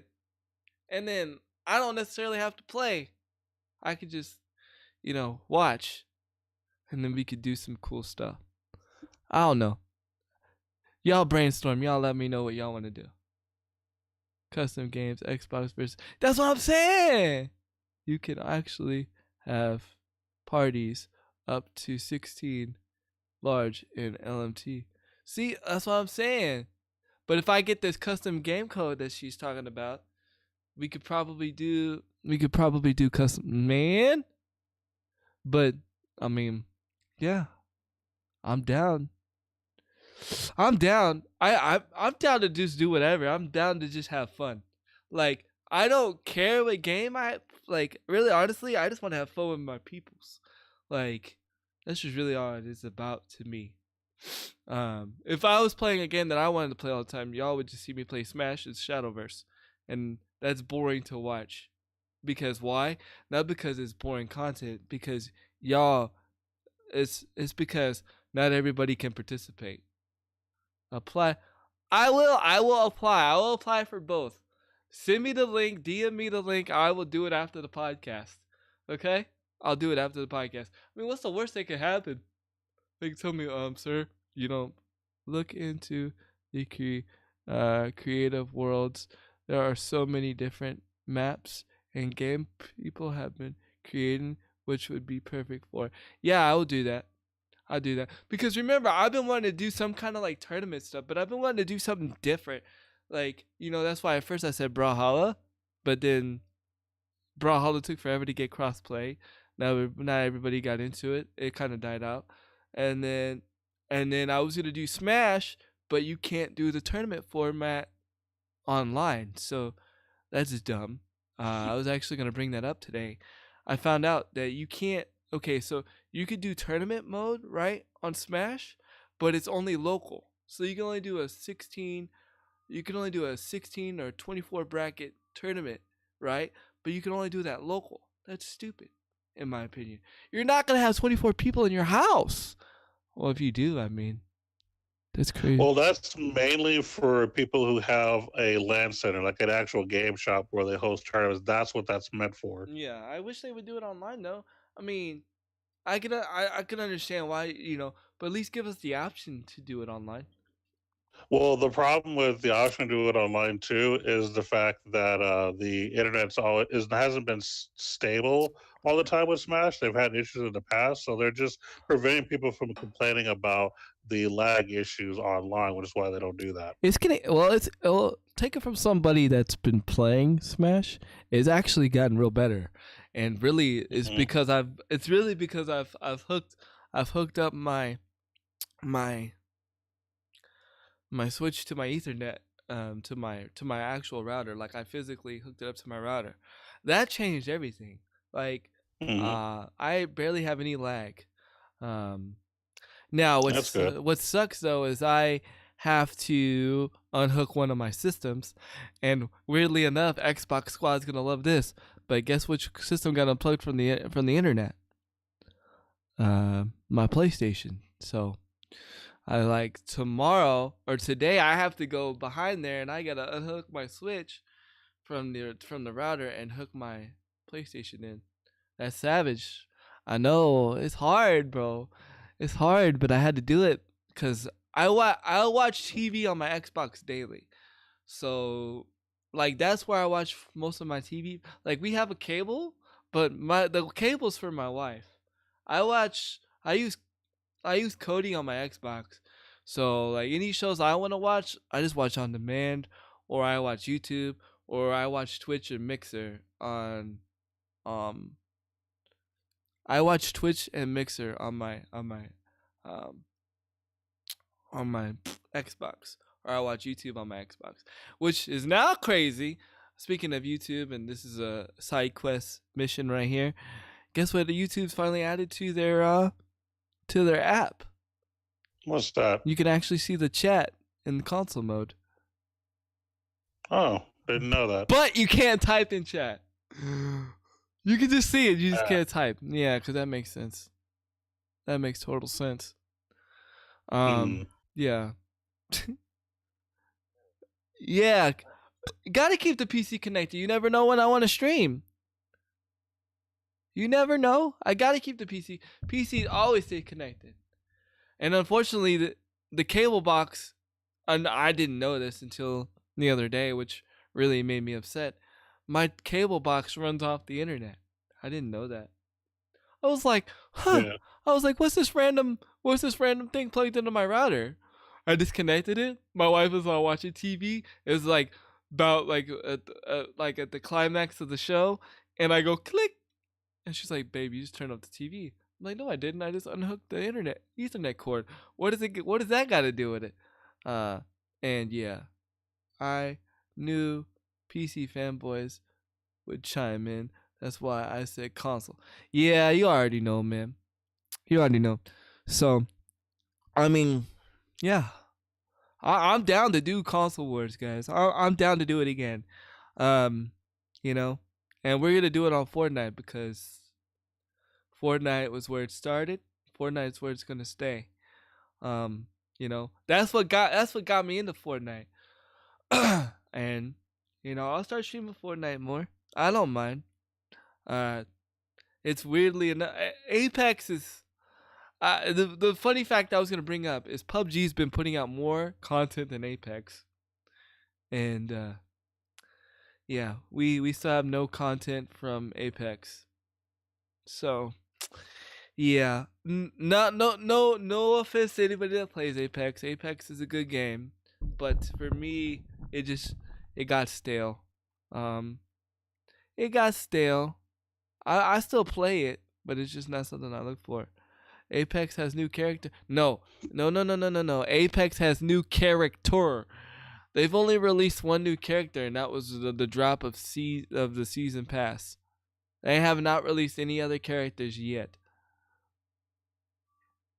And they have there's been no update. None. Although I am excited that Blackout is finally well, they released a new update yesterday. I have not been able to play the new update because my PlayStation is not hooked up to the internet. I will play it tomorrow. Yeah, PUBG has more content to make it more crappy looking. Yeah, I know. Oh, dang, so well, that's one more character than PUBG. I know, right? What I was gonna say is this.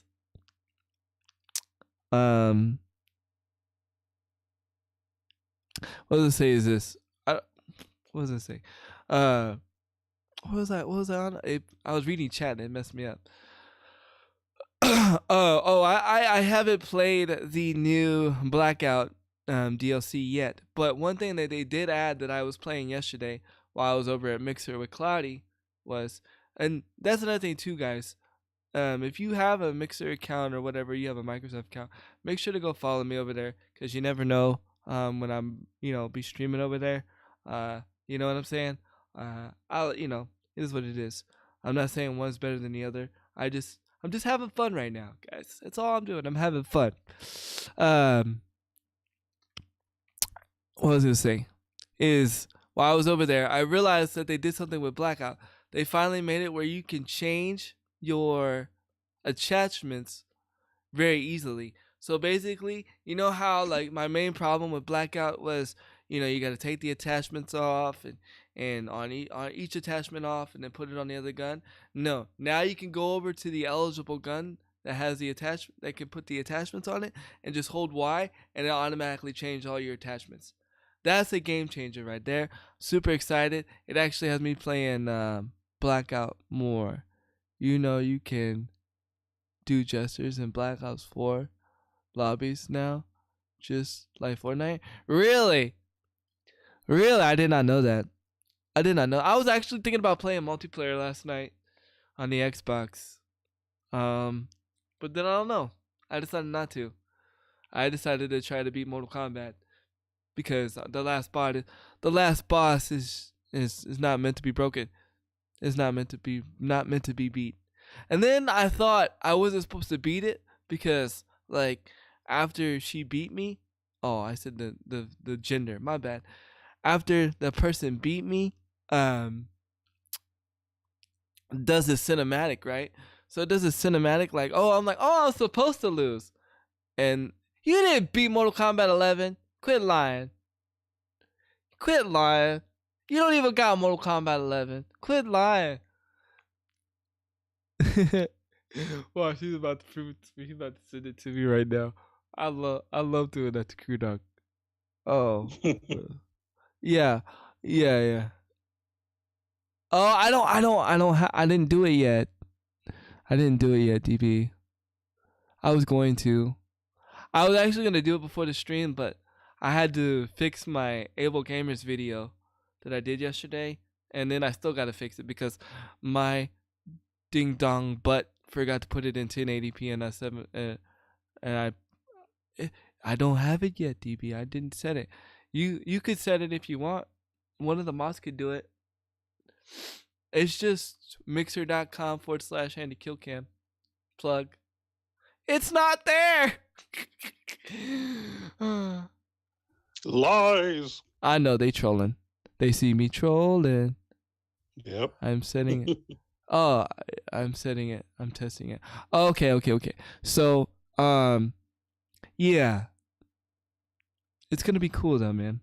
It's gonna be cool. It's gonna be cool to see what we do. Now everybody's spamming hashtag Mixer in the chat. Or not hashtag, but exclamation point. Oh, that's funny. Yo, Ghost with the most from the UK coast. What's up, man? What's good? I actually did play a little bit of PUBG though last night. Cause everybody's like, oh, PUBG got better. And, I try it and I gotta say the rendering is still there, but it's not as bad.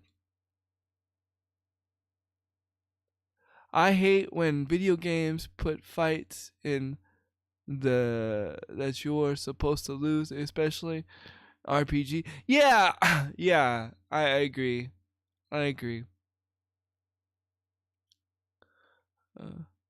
Yeah, it's still there, but it's a little better. It's playable. It's more playable than what it has been. But so anyway, back to Mortal Kombat. I thought I was supposed to lose, right? And so I was like, what an epic ending, right? And then it says try again.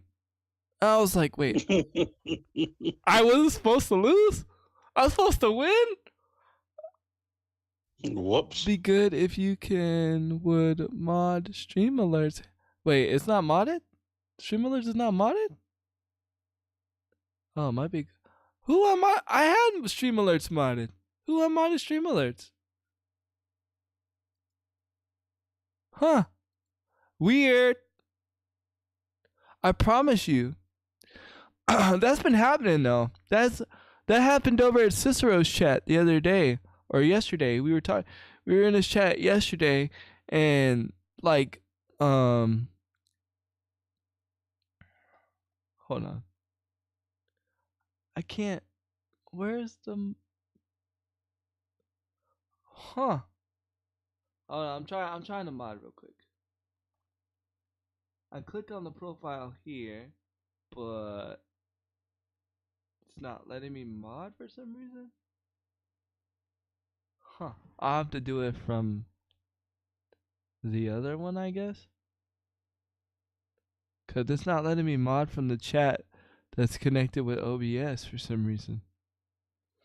I only have add friend, gift sub, ban, timeout, permit user, and then that's it. There's no, for some reason, there's no ban. But yeah, Cicero was having problems. Somebody was like, people were just randomly getting unmodded, and then people were getting randomly VIP'd. I don't know. That's weird, man. Now let me figure out how to close this. So wait, maybe if I click here. No, report. No, we don't want to report stream elements.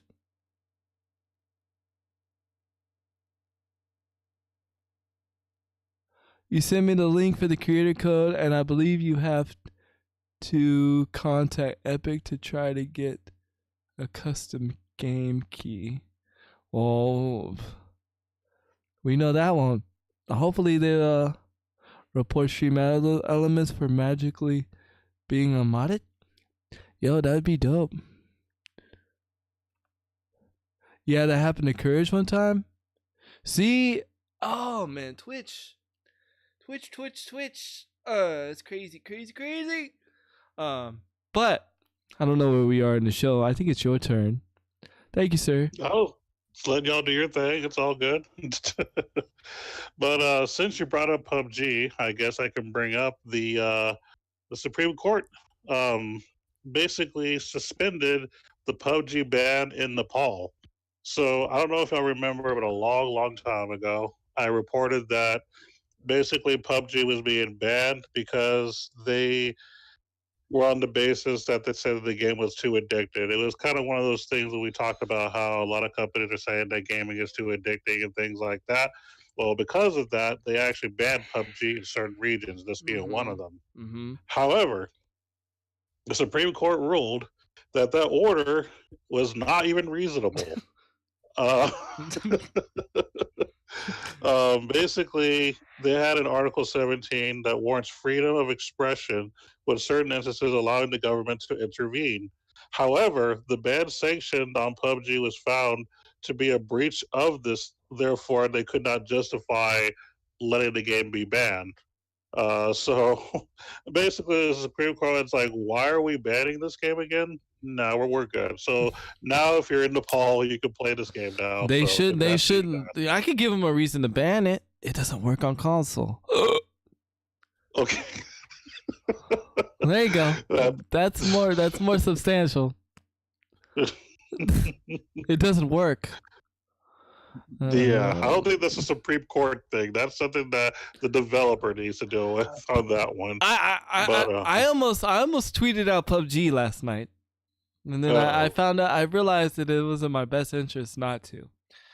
But I was gonna ask them. I was like, "Do you think there's any chance we could get PUBG Lite on the Xbox One?" I get it for the Xbox One X. You don't want people to have the crappy graphics, even though the game doesn't play well anyway. But can we just have PUBG Lite on the Xbox One? That comment is BS. You know, you just said you got a game. No, I said it renders better. I didn't say it go away. But then again, I was on the small map though too. And then I ended up shooting a guy with the Vector. And he just looked at me and smiled and said, "Oh, you're shooting me with BB bullets. Let me shoot you back with a real gun." Boom, and I died. I know you messing with me. I'm messing with you right back. Calm your CBNX sausage down. Imagine if you came out with your own brand of sausage called CBNX sausage. Yo. I bet you Crew Dog would buy that sausage just because it's your sausage. I bet you Crew Dog would buy it and eat that sausage and take pictures of him eating CBNX sausage. I'm just saying. I am am falling out with PUBG, brother. I refuse to play it. The other night, everyone would want your sausage, and you would make money off your sausage, and it would be legal. How does one claim a sausage? Well, that's Copyright. you better copyright your sausage for somebody takes it, or we're gonna have an abomination sausage. Yo, Mm-hmm. those are some. Oscar Mayer is gonna start suing you. Oh man. Yo, thank you for the biddies. 100, 20, 30, 40, 50, 60 biddies. Man, look at all them biddies. Man. Thank y'all for the biddies. Yo, that's what I'm gonna do. I'm suing Epic for stealing the Biddy song, even though the Biddy song is not even on Fortnite. Yo, could you imagine? Could you imagine if the Biddy song was on Fortnite? That'd be throwed off. That'd be throwed. Go sausage, not nearly. Yo, but think about it though. He could have CBNX sausage, and then it'd be called it, and then he could have ghost sausage, but it'd have like ghost pepper, ghost jalapenos, peppers in the filling. Yo, that'd be fire. Literally, I got here just in time for the sausage conversation. Yo, and it's weirdly enough, I'm the one that brought it up too.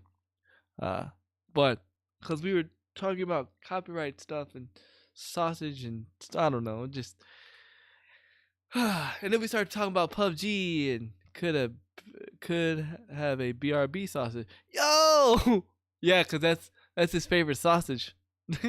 That's his favorite. His commercial would just be a BRB scene. It'd just be like, he'd be like, "Be right back, I'm eating sausage." Or have his cam gone, and he'd be like, "Eating sausage," and then have like in the caption, "Eating sausage." Hey, my okay, but you have an invisible cam thing. There's something I want to talk about it. Again, I'm segueing, or not segueing. I'm bringing something up to side quest, because there's something for my tech nerds. I want you to try it. If you want to try it, I mean, it kind of costs money to try it. I haven't tried it because it costs money to try it, and I'm actually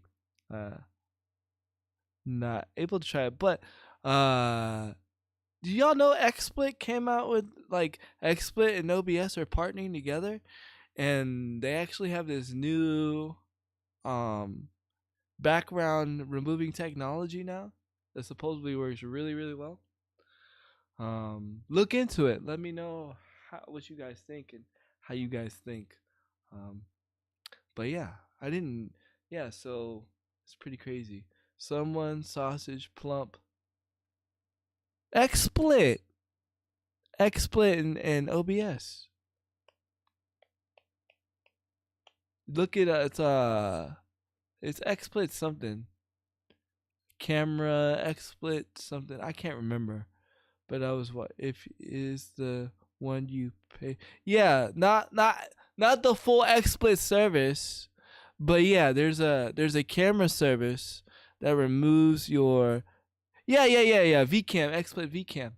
Yeah. Just be careful because overlooking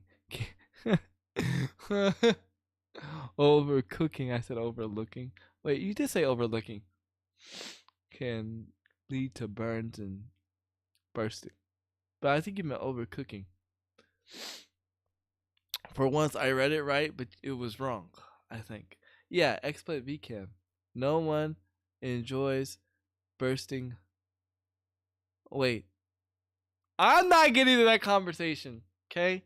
Y'all can have that bursting sausage conversation somewhere else. I mean, not in my ear. You can have it here, but I'm not intertwining into that conversation. I'm not. You're already dead. You're already in. I'm already in, but I can get out. So yeah, you guys look into that for all my nerd friends. You know, I'm mentioning this not because I'm can say that it's good or whatever. I'm just mentioning it because y'all know I'm a tech nerd and I'm a nerd. So whenever there's new technology, I just want to jump on it just because I want to try it. You know what I'm saying? Um, Still want to get my hands on an Elgato Stream Deck, but one day, because I actually have ideas for it more than what other people are using it for. But boobies must be using speech text handy. Didn't proofread it before sending it. I'm telling you, man, that thing's crazy, man. It will look fine, and then when you send it, it will like change. I don't know, man. Phones are dumb. Smartphones are dumb. They're not smart. They're dumb. Poke, poke. Yeah, you must have been reading my tweets, sir. Um, but yeah. So let me know what you guys think. Tech nerds think what you think about it. I would think personally, I would think it'd be very CPU intensive. To be honest, I just want two buttons to mute my mic and cut the mic while also playing the censoring beep. Yo, and you know what's funny? You know how there's that new what you call it, that Mix Pro thing that everybody like, that's $400. Do you know Elgato Stream Deck has like a dummy down version of it that you just like you buy the file, you get the file thing, and you have the program opening up in the Go XLR.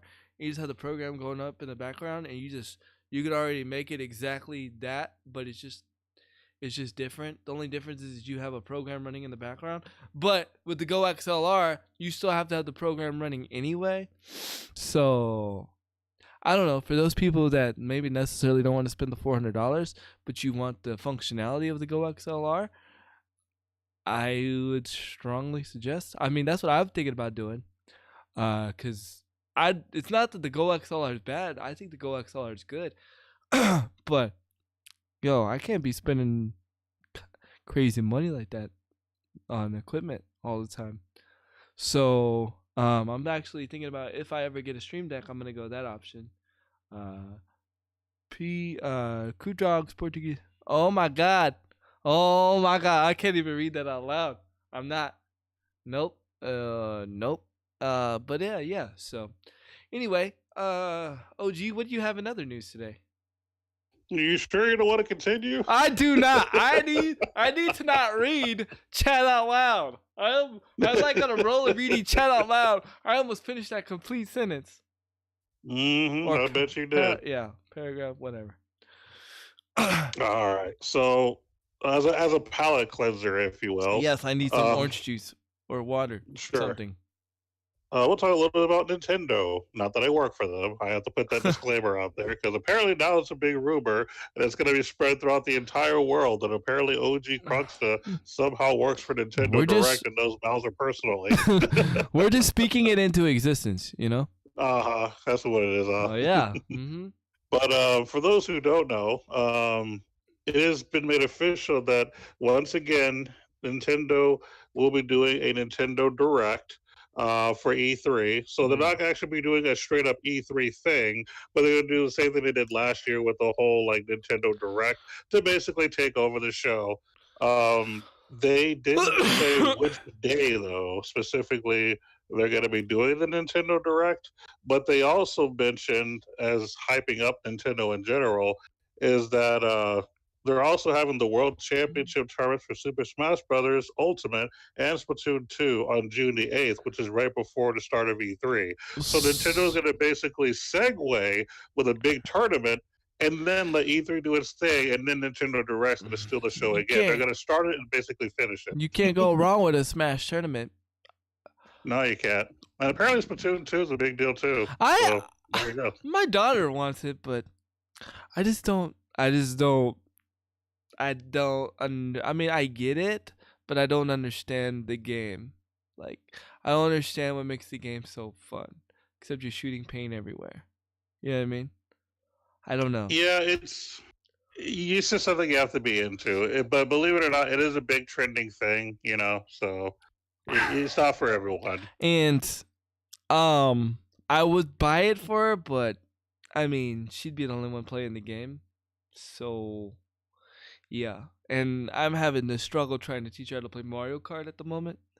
So so yeah, I'm like, we'll Hmm. take it on one game at a time right now. Uh I don't know, man. I just Splatoon is crazy. It's one of those games you never thought would take off, but it's like a big thing. It's a big thing, apparently. But Yeah. I'm definitely gonna watch the Smash tournament though. I'm just one thing I'm concerned about is the Nintendo Direct thing is wait, well is complex and Mario Kart is not complex, okay? There's only so dude, can you believe in Mario Kart 8 there are 5 different versions of Rainbow Road? And I think that's where the complication is because they're adding multiple versions of the same tracks, and then the fact that you can actually pick so many different types of carts. So I kind of see where that point of view is. It's not as simple as it once was, like because you used to be able to just select somebody to drive with, and that was it, and select the map. Now there's all this customization. So yeah, I can understand it. For Mario Kart, it can feel a little overwhelming. I get that. Mhm. I guess for some, I just I just don't pick the big people. The big people slow you down, and don't pick Metal Mario and Gold Peach. My wife picks Gold Peach all the time, and she's like, "Why am I losing? Because you're a big hunk of gold. That's why you losing. You gotta be like Mario or Shy Guy or I have to disagree, and I'll explain why. oh, Now I'm gonna coming from a perspective of the old school because I haven't played the newest mhm. one, but the bigger characters were actually had the fastest top speed. They were just slower on the get go. Uh huh, But one, if you like run into them, like their opponent just gets out of the way, right. so they have no problem bulldozing through anyone. And again, they do have the fastest top speed, at least in the older games. So don't hate on the big characters, man.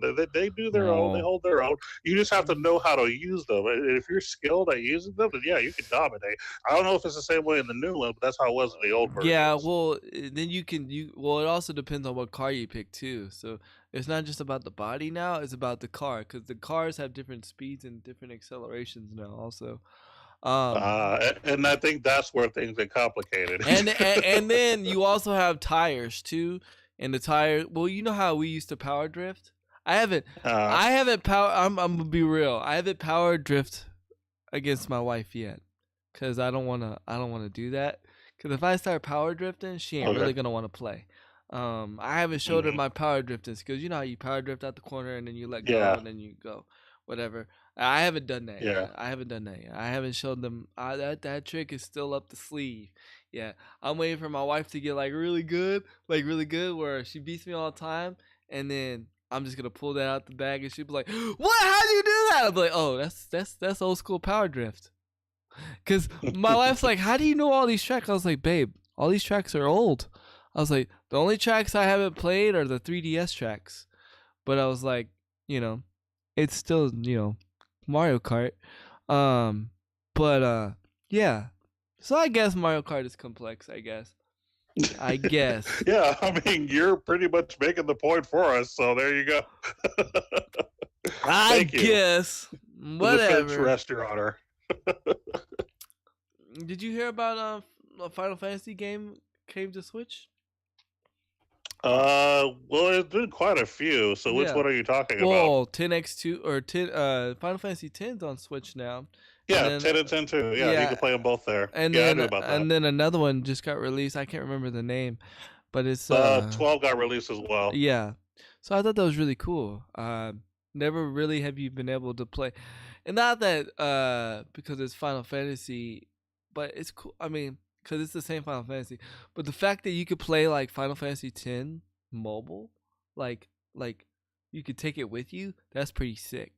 Oh yeah, yeah. Like in the event that I get a Switch in the future, absolutely understand that that is a game I'm going to have Yeah, for the fourth time because yeah, I have it for PS2, PS3, PS4, and then eventually will be the Switch. nice. And that segues to my next topic. The Switch point 8.0 update has been released, and I know we talked about it, but there was a hidden feature that they released with it. And now when you play certain games like Breath, they specifically um labeled these games in the notes. When you play Mario Odyssey and Breath of the Wild, the CPU chip will now overclock, which is a good thing. Makes it run faster and better during load times. So your load times are significantly faster than what they once were. So if you are somebody that's played Breath of the Wild and um, and you put it down and you said, let's just say hypothetically, I can't stand the load times. Well, download update 8.0 and Nintendo's got your back. So, and that's right now with Mario Odyssey. It'll be interesting to see what developers that come out with the games now are going to do to um, um, it. So, Burns, yo!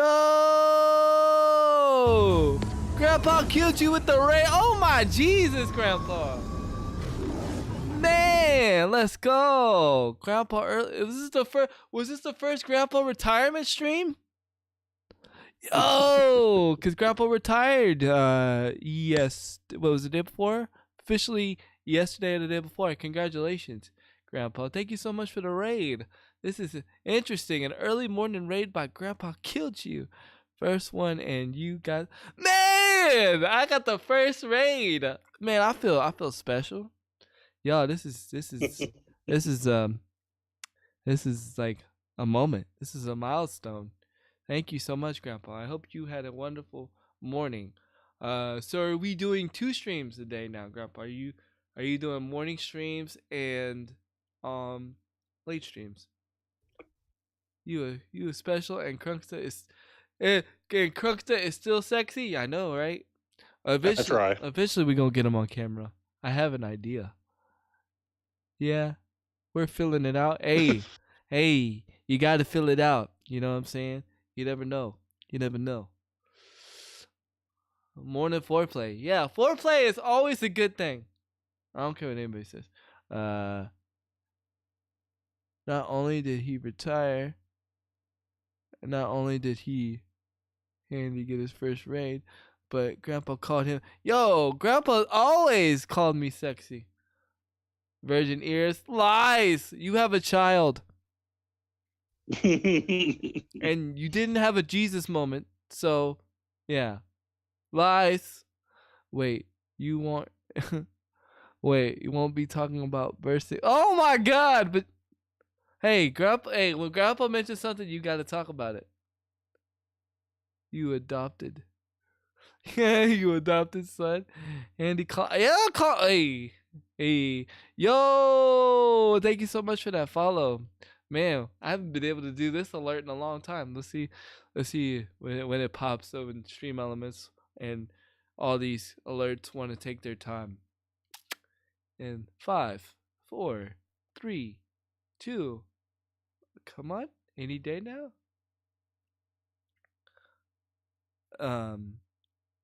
Any Nope. day now. Okay, can we pop? Official RDB. Yo, what up, RDB? What's good, man? You changed your name.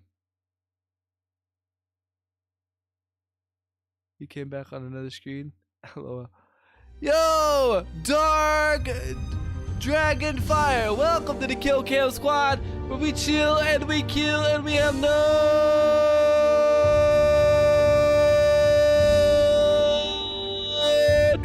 drama. Oh yeah. Okay, making grandma lunch.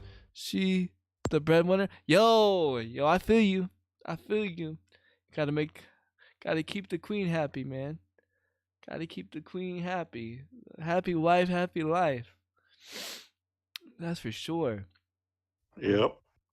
Now, I don't even remember where we were at.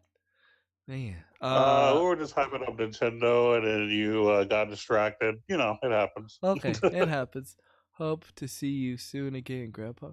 Yeah, man. We gonna have Grandpa on the show, guys. He's retired now. Remember, I said the next guest that was gonna be on the show is gonna be Grandpa. So me and Grandpa got a text, got a Snapchat, got to do whatever we got to do. His people gonna call my people. We gonna get Grandpa on the show for a guest, for special guest.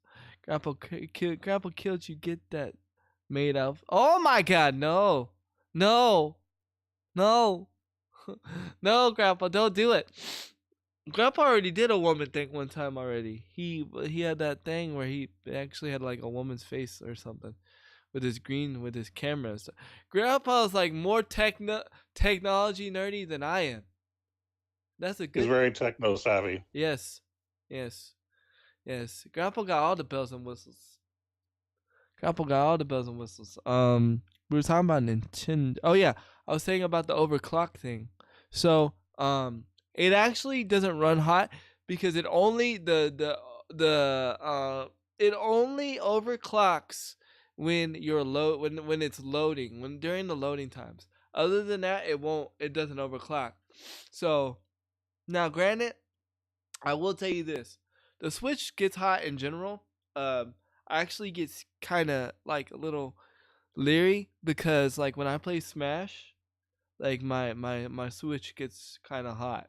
But I mean, it is what it is. It's fire. It's Smash, so I mean, I expect nothing but heat to come out that game. So Smash, like, I don't know. I haven't experienced like no warping or anything like that, cause I don't have the new Switch. I just have the old Switch. I haven't experienced no warping, no weird problems. I'm still enjoying my Switch very much, but it does get hot. But again, I don't play in handheld mode either. I didn't get a Switch for the mobile functionality. I specifically got the Switch for Smash. Although, ironically, guess what game's coming out for the Smash or getting ported to Smash? Which one? Saints Row 2. I think it's 2. Yeah. Okay. Yeah. Which is a big deal. Go ahead. What were you gonna say? I was just gonna say, what do you like about it? Oh, I just think it's cool because it's a game like GTA 5, and so it's cool to have a game like that that's ported, that's mobile on the Switch. Just means, good things to come.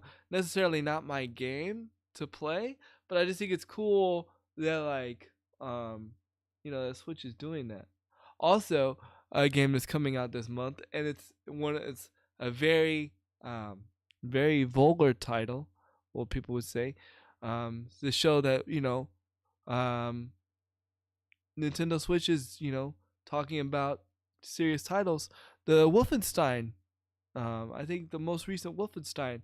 I don't know if it's the most recent or the one before, but the Wolfenstein is coming to Switch. Also, Resident Evil is coming to Switch. A lot of good games coming out this month. There are a bunch of ports, but hey, the fact that you can play them on the Switch and have a mobile, it changes the game. So it's pretty dope. Sure is. Pretty excited. So right now it'd be like the best time to own a Switch, if you want to own a Switch. I also read something, but I don't know if I believe it. That the Switch is like the best-selling console right now. It is. Like, it's been the best-selling console for a long time, actually. It's been pretty successful for, I want to say, at least 5 or 6 months, maybe longer. Apparently it's going for the all-time record, though. Apparently, it's chasing the all-time record. I don't know if I believe. And then also, remember, last week I reported that China is now getting access to the Switch as well, which is going to be a lot more sales Yeah. for Nintendo. Remember, because Tencent's the one distributing Right. Switches in China. So yeah, Right. so their Switch sales are going to skyrocket. So yeah, they're going to be definitely number one. I'm okay with that rumor. That could be true. You said wait for the PS5. I haven't said anything about the P. I mean, again, I'm excited for PS5. I'm excited for Xbox too, but I haven't really reported anything about any of it yet because it's all rumors. I'm gonna wait until we have some facts or some presentation of whatever. Because right now they're both claiming to be stronger than both. You know what I'm saying? It's kind of like a presidential debate. One's both saying that they're better than the other. But let's wait until the day comes, and then we could like really talk about it. Because then we have some evidence and some hard truths. I mean, we could talk about speculations all day about which one we think is gonna be better. You know, I hope this. If anything, I hope this. People still feel. I think it's too soon. I think 2020 is still too soon. But I started realizing, guys, do you realize? This is interesting to say, but do you guys realize I've had the same Xbox One for 4 years? I had this Xbox before I started streaming. Do you guys realize that? And that might not seem a lot, but that's actually, I had this Xbox before I started streaming. This Xbox is where I started streaming on, and I've already been streaming for 3 years. So I it's crazy. I think I'm more ready for a new Xbox that's not like an upgraded Xbox One than I am for a PlayStation. Is that weird? But then again, not really. But then again, I haven't had the PlayStation as long. Yeah, and that's the same with me. Like, I got the PS4 kind of late, so Yeah. I am definitely not going to be buying the new PlayStation when it comes out. At least not right away. Mhm. Like, if I'm going to buy a new console, the next thing that I plan on getting, if the opportunity comes, would be a Switch. That's the absolute next thing. I don't care if the new PlayStation's out. I'll be getting a Switch instead. Like, I don't even care. Yeah, I guarantee. I've been playing my Switch more than my PlayStation right now. And that's just because it's not because, you know, it's opinionated, right? Right now, there's just a game that I really like playing right now, and that's Smash. You know what I mean? Not that. And that's the whole reason I buy a console is for games I know I want to play. Like, as far as PS5, I don't even know what I want to play. You know, like, so why am I hype about something when I don't even know what I'm gonna be able to do with it? Or at least with Switch, I have a library of games I know 100% that I will be playing for a long time. Yeah, because you know, Smash is not gonna come out with another game for a while. You know what I mean? Smash is not one of those games that comes out with a game every year. Like, right, they don't need to. Right. Any games you are looking forward? Any games I'm looking forward to? That's a very good question, Ghost. That's a very good question. I can honestly say, like, new games that are coming out that I'm like hyped for. No, not really, dude. To be honest, I'm more looking forward to updates, to seeing the games that I kind of enjoy playing, to see if they'll make me enjoy playing them again. Like, I'm looking forward towards an update for Apex, cause I want to see, you know, if we can make Apex, you know, in the top 3. You know what I'm saying? I'm looking to see, you know, updates. I'm still pulling for PUBG. I want PUBG to do well, because that was the first BR I fell in love with. You know what I mean? There's certain games that I'm like looking toward, you know, that I'm looking more forward to updates than I am games. He said, same question goes to you, Krunk. Is there any games you're excited for, or that you're waiting to come out? So if I own the Switch, yes, the one game that I am looking forward to is Fire Emblem Three Houses. I'm a big strategy RPG kind of guy, and as a matter of fact, Nintendo has been spoiling some of the actual characters that they're releasing for the game, just to kind of give you backstory and stuff like that as a way to tease me. So yeah, Fire Emblem Three Houses, I'm 100% hype about for the Switch. As far as anything coming out, I would say on the mobile front, I am looking forward to the Octopath Traveler on mobile. I'm really Interesting. hype about that too. But those are the only things that I can think of off the top of my head that I know I'm really looking forward Nothing to. on the PlayStation side, right? Not really. I know that's the sad part. It's Yeah. and the funny thing is because me and you were always talking about PlayStation exclusives. PlayStation got exclusives, but right now there's no exclusive that I want to play. I mean, okay, I am lying. There is one PlayStation game that I am looking forward to, Final Fantasy 16, because they already have the trailer. Well, yeah, but I think the little sneak peek trailer. I but think yeah. that's gonna be on PlayStation 5 though. You think so? Yeah, I think that will be on PlayStation 5, and I think the GTA 6 will be on PlayStation 5. That's why I didn't mention those. Yeah. Because But I'm also looking forward to them, so I'll bring it up. Why Yeah, not? yeah. So yeah, yeah, FF16. Yeah. Okay, so I take that back. I'm looking forward to GTA 6, but I don't want to have to. Yeah. I don't want to have to buy a new console. But here's why I'm looking forward to GTA 6. And it's probably because a lot of people are not going to think like Handy does, and that's okay. Again, Handy's not politically correct all the time. We're talking about video games. I don't have to be correct. Only when I'm behind the pulpit do I have to be correct. But anyway, no, I'm just kidding. Well, no, I'm not. See. The reason why I think I'm excited for GTA 6 is because I think they're going to add some kind of role-playing feature to it, to where we don't have to do all these mods to do that. You know what I mean? So I feel like because the RP, the GTA RP is what's made GTA great again. It's what's given GTA a big surge. Whether you agree with GTA RP or not, whether you like GTA RP or not, that's opinionated. But the fact that it's like brought the game back to life, you know what I'm saying? Rockstar's got to take notice to that. You know what I mean? And the fact that you have to mod the game, you shouldn't have to mod the game. So I think there's going to be like a GTA RP a section for GTA, and if not, there needs to be. But I mean, even if I have role playing features in the game, people would still make mods. Yeah, that's true. People would still make mods for it, but at least you would have a foundation, right? A better foundation to where, like, even if you didn't, even if you say for instance, like, I don't know nothing about GTA RP. I've never done it. I want to do it. I love watching it. It's something that I would love to bring to my channel, but for one, I don't have a PC to do it.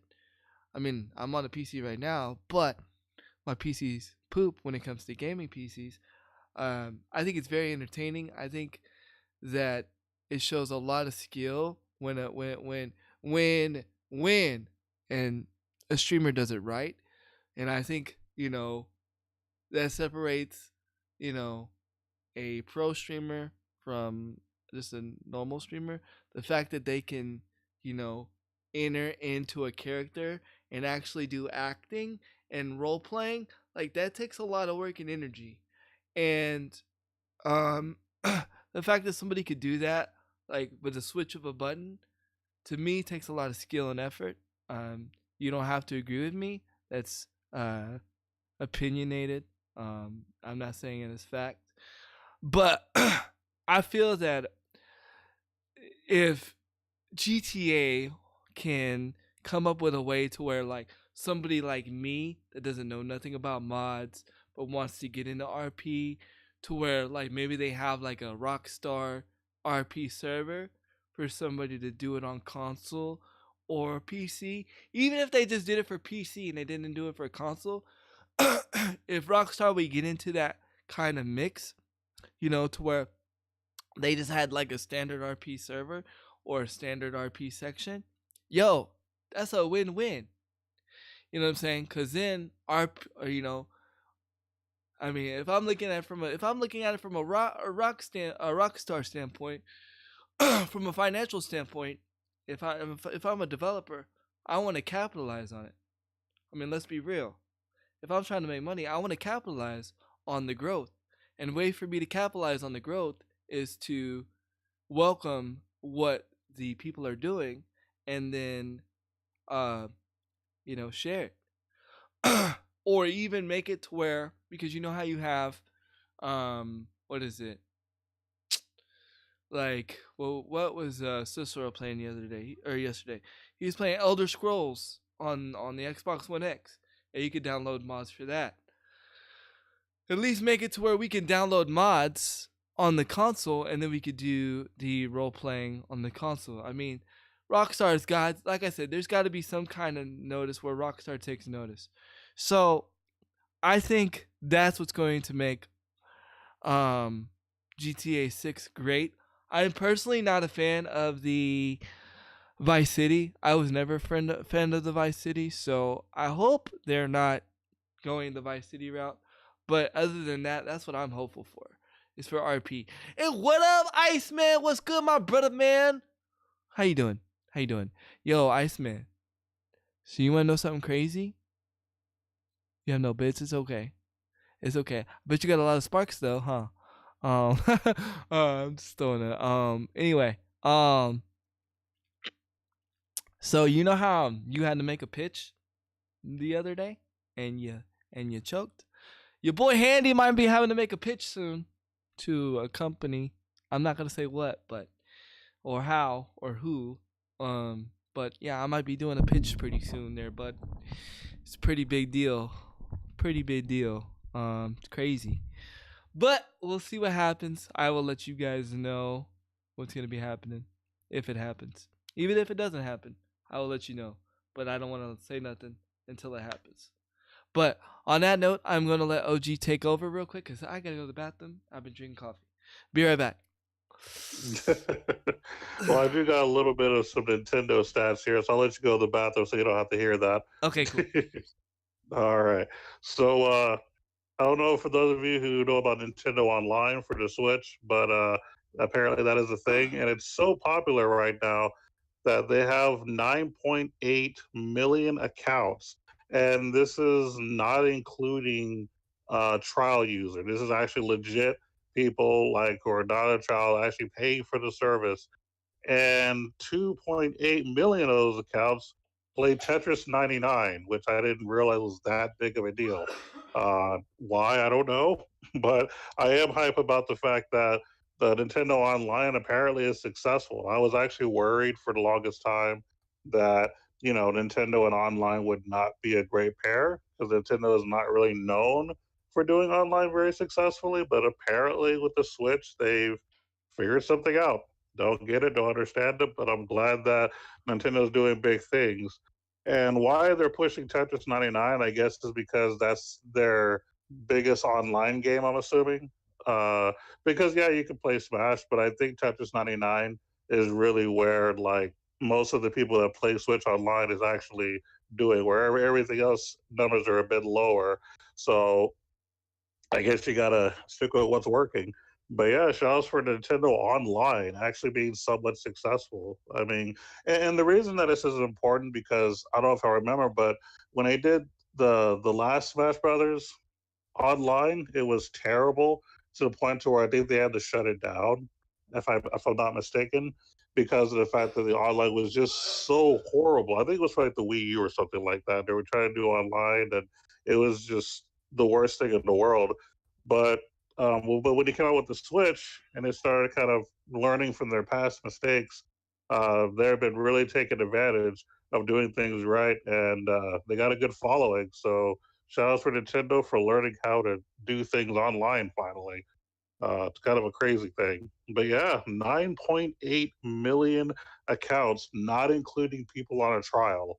That's huge for Nintendo. Like I would expect this from Sony or Microsoft. They've been doing it forever. So for those companies, no big deal. But for Nintendo, that's hot. That is so awesome. So I'm proud of Nintendo for that. They come a long way because they're always kind of behind on technology. You know, they were on cartridges forever, whereas everybody else was on disc.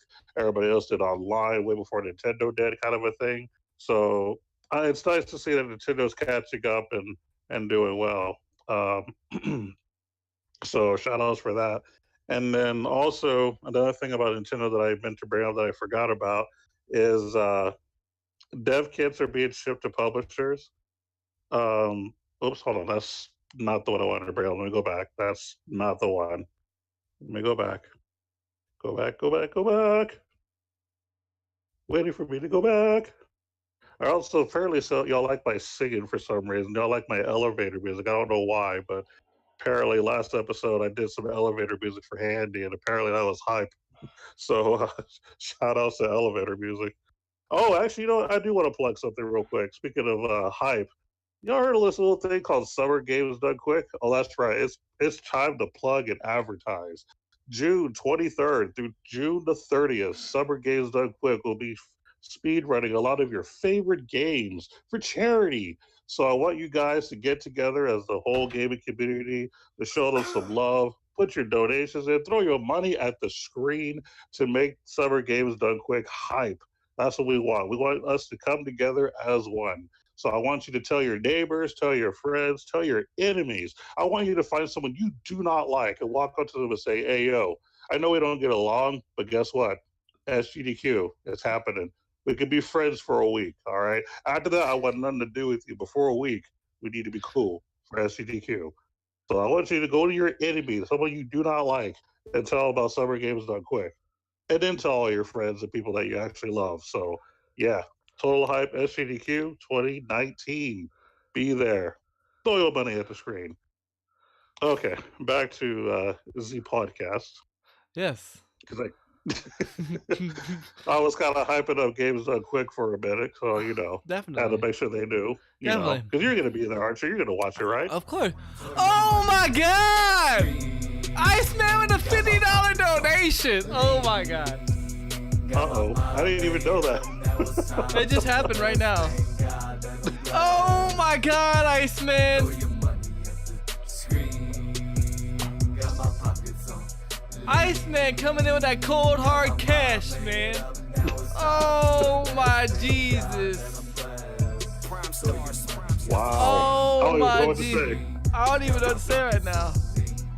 Wow. Man. You see, this is what happens. Every time we tell people to donate to somebody else, they donate to us. I know. This is the second time in a row in a consecutive weeks that that's happened. As I was literally telling everybody, hey, tell your enemies, the people that you don't like, about SGDQ so you can be friends for a week. And then we get $50. Oh my God! Dragonfire with 100 biddies, man. Let's go. 40, 50, 60 biddies, Man. Look at all the biddies. Man. I love you guys. For the Man. biddies. Man, thank y'all so much, man. Y'all are too good to us. Yeah, for real. For real. Yo, man. Man. I love y'all, man. Even if you can't donate, just know that you just being here, lurking in the chat, conversating in the chat. You guys realize when you guys conversate in the chat and lurk in the chat and provide your questions or oh my God, it's a biddy war. 150 biddies to Iceman. Let's go. 50, 60 He said, yo, you got bits? I got bits too. Yep. Man, hold up the front door. Cause there's a cold draft blowing through. What up, man? Thank you so much, Iceman. Man, tig old biddies. Man, hold up. So wait, I just realized we have Dragonfire and Iceman. It's a battle between fire and ice. Man. Oh my Jesus. Let's go, chat. Thank y'all so much, man. Man. yeah, we appreciate it. Yeah, cause yo, like we just do this for the love. We do this because we love, talking about games. Like we've said before, we would legitimately be doing this on the phone when we were younger, and then we were like, you know what, we should do a gaming show one day. This was back when Morgan Webb was hot and I wasn't married, and it was okay to say that Morgan Webb was hot.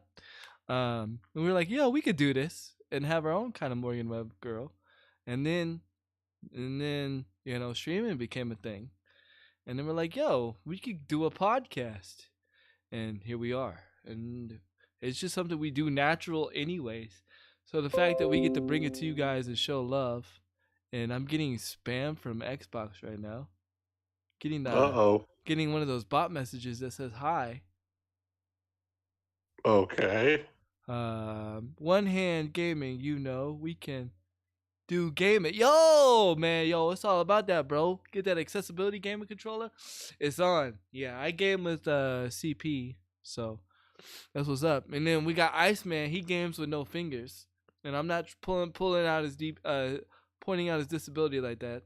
I asked permission before when I know somebody's disabled in the chat if I could bring up their disability, and zero fingers still working. Yeah, so so we got a lot of disabled. It's not like that I was trying to bring. I love disabled people being in here, but it's crazy how like I've wanted to like have a disabled community, but I didn't try to have one, but God just made it that way anyway. So it's really cool, man. It's really cool. Handy, can you talk about me all you want, dog? I know you never bash. No, man. Cause you know what about us disabled people, we got a strength that a lot of people don't have or don't know how. It's not that they don't know how to have. It's not that they don't have it. It's just they don't know how to channel it. You know what I'm saying? We got some determination. We we lose something, we gain something at the same time. You know what I'm saying? So, and that's one reason why I do this, because there's so many people that go through hard things in life and they have a negative outlook, but it's not because they just don't know how to have a positive. So I choose to show how I have a positive outlook on life. I'm only have it on the left side and using the 8-button mouse. Nice, man. Well, I game with CP, and back when I was a gamer, well, I'm still a gamer. I'm tripping. Back when I started gaming, there was no accessibility options. There was no special controllers. There was no help back then. So basically, this is my story. So console controller, a bit more tricky. I understand that. So basically what happened is my hands were like this, right? And the doctor said, well, the best way to get his hands to open is to do therapy. Well, my mom didn't at the time. She did all these different kinds of therapy, but I wasn't enjoying it, right? Like I was like sad and not enjoying it. So what my mom did was like, I'm gonna be smart. So she went and bought me an Atari joystick. I was 3 years old and I remember the game I was playing. I was playing the castle game where you have to go search and find the key. It's in that movie Ready Player One. That's why it's my favorite movie. Ready Player One, because it reminds me of my childhood. I played that game and I found whatever they found. Anyway, I'd play that game every day, and eventually my hands would open up. For a while you just had to jam my finger or jam the stick into my hand. But after more and more playing it, more my hands started to open up. And then as games progressed, controllers progressed. So as controllers progressed, my hands progressed, and now my hands are fully open. See, so I'm very thankful not only for gaming, but I'm very thankful for the progression that is becoming for gaming, and I'm very thankful for what gaming has now, because gaming has able gamers now, and which, if you don't know what able gamers is, I'm just gonna give you the short plug. Go visit ablegamers.org. Because back then we didn't have it. It was either you figure it out or you just don't play the game. You know what I'm saying? And I was determined, I'm gonna play the game I want to play. So, or more PC, yes. But PC is actually one of the things that's actually hard for me, because of my motor functions. But it's not saying I won't do it. If there's a game that I really want to play, and I'm gonna figure out how to play it on PC. I'm gonna do it the handy way. We gonna do it, even if we gotta stream the progression together. We gonna figure it out.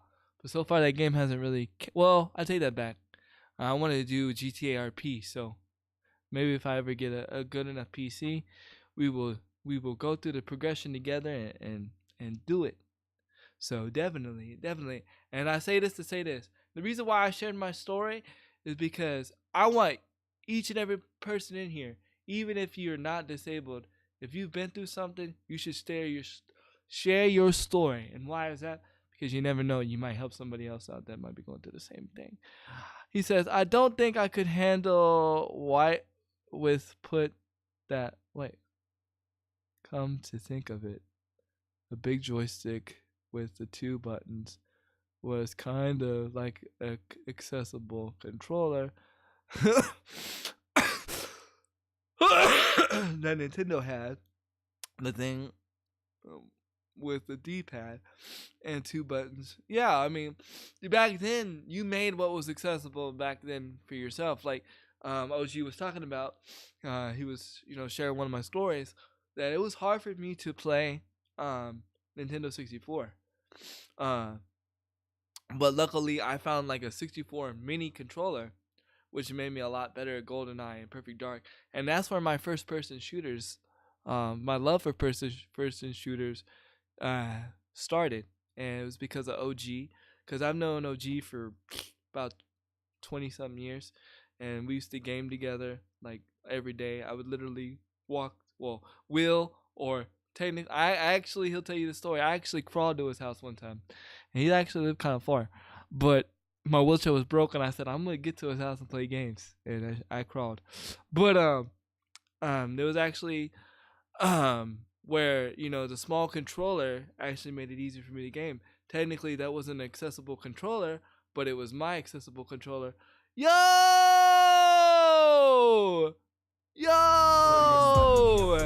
Dark Dragonfire with that $10 donation. Let's go, man.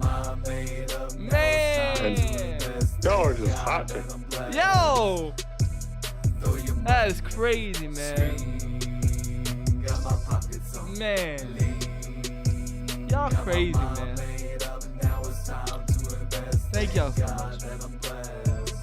much. Thank y'all so much, man. Much love. Thank you so much, man. Man, Dragonfire. That fire and ice. Man, I know crazy, that man. fire and ice combo. Man, thank you. Thank you so much, man. Woo! Man, y'all be taking my breath away. I need more coffee. I need to open up a Pepsi. I need something. Whoo! Man, it's crazy. Okay. All right, God. I had a conversation with God this morning. I always have a conversation with God every morning. But it's crazy. So yeah. So that's what I'm saying. Always share your story with people, because you never know who you might help. And I always say this with Twitch or whatever streaming platform you're on. You never know who might be listening. Somebody may have never heard your channel before, and guess what? They might see, oh, this is a 2-hour podcast. Let me go towards the end, and then they listen to a certain part. They listen to your story. You never know. That's why I always never be afraid to share who you are and what you are, because that's what makes your stream unique. It's not the bells and whistles doesn't make your stream unique. And now I'm going to the streaming corner of the podcast. It's not the bells and whistles that make you unique or anything like that, because at the end of the day, anybody can copy my song. anybody can copy my song. At the end of the day, anybody can copy my graphics. At the end of the day, anybody can copy my logo. And guess what? I can't sue them for it. Can I? It's not copywritten. I wouldn't do it anyway. But anybody can copy the bells and whistles that you have in your stream. But the one thing nobody can copy from your stream is you. You sitting there watching this stream or listening to this podcast. Nobody can copy you. Because you don't want to know why? They haven't come out of the way with the cloning people yet. So this is why I always tell you, do that. Do that. Put yourself into your stream. Don't worry about all that stuff. Put yourself into it. And put yourself in a way where like nobody else could do it. And that's how, in my opinion, even though I'm not partnered anywhere, to me that's how you succeed in streaming or content creation as far as YouTube or whatever. We need a longer podcast. No, we don't. We'd run out of content to talk about, I think. I mean, unless y'all just want to hear me talk all day long, but then that would drive OG nuts. A little bit. Let's just be real. I've been hearing Handy talk for decades. Yeah, Okay.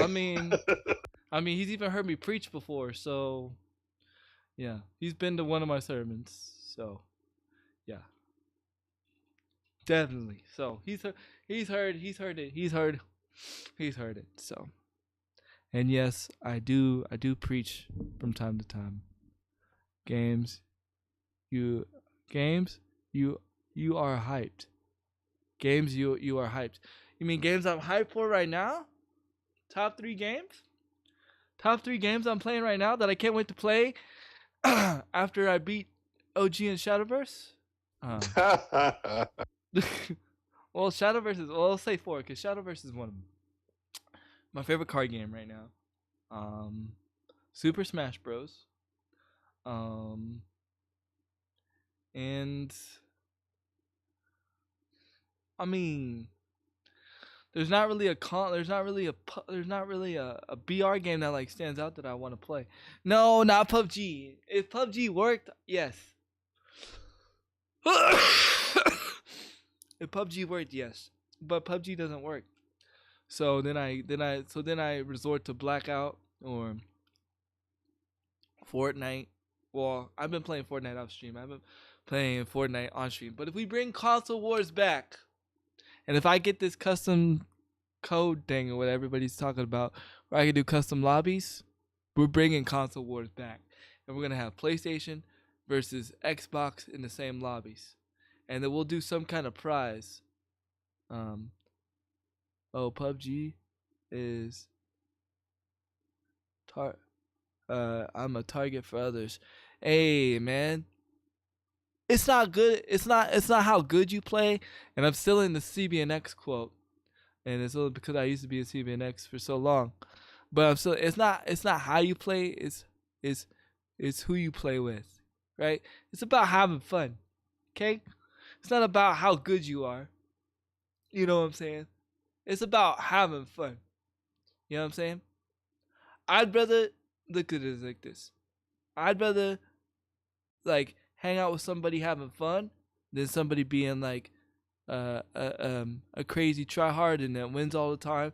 And the one moment when they loses, he's like chewing out his teammates, his good friends, and they're like, "Dude, we just trying to have fun." You know what I'm saying? Because when somebody has this bad attitude, it brings down the whole team, right?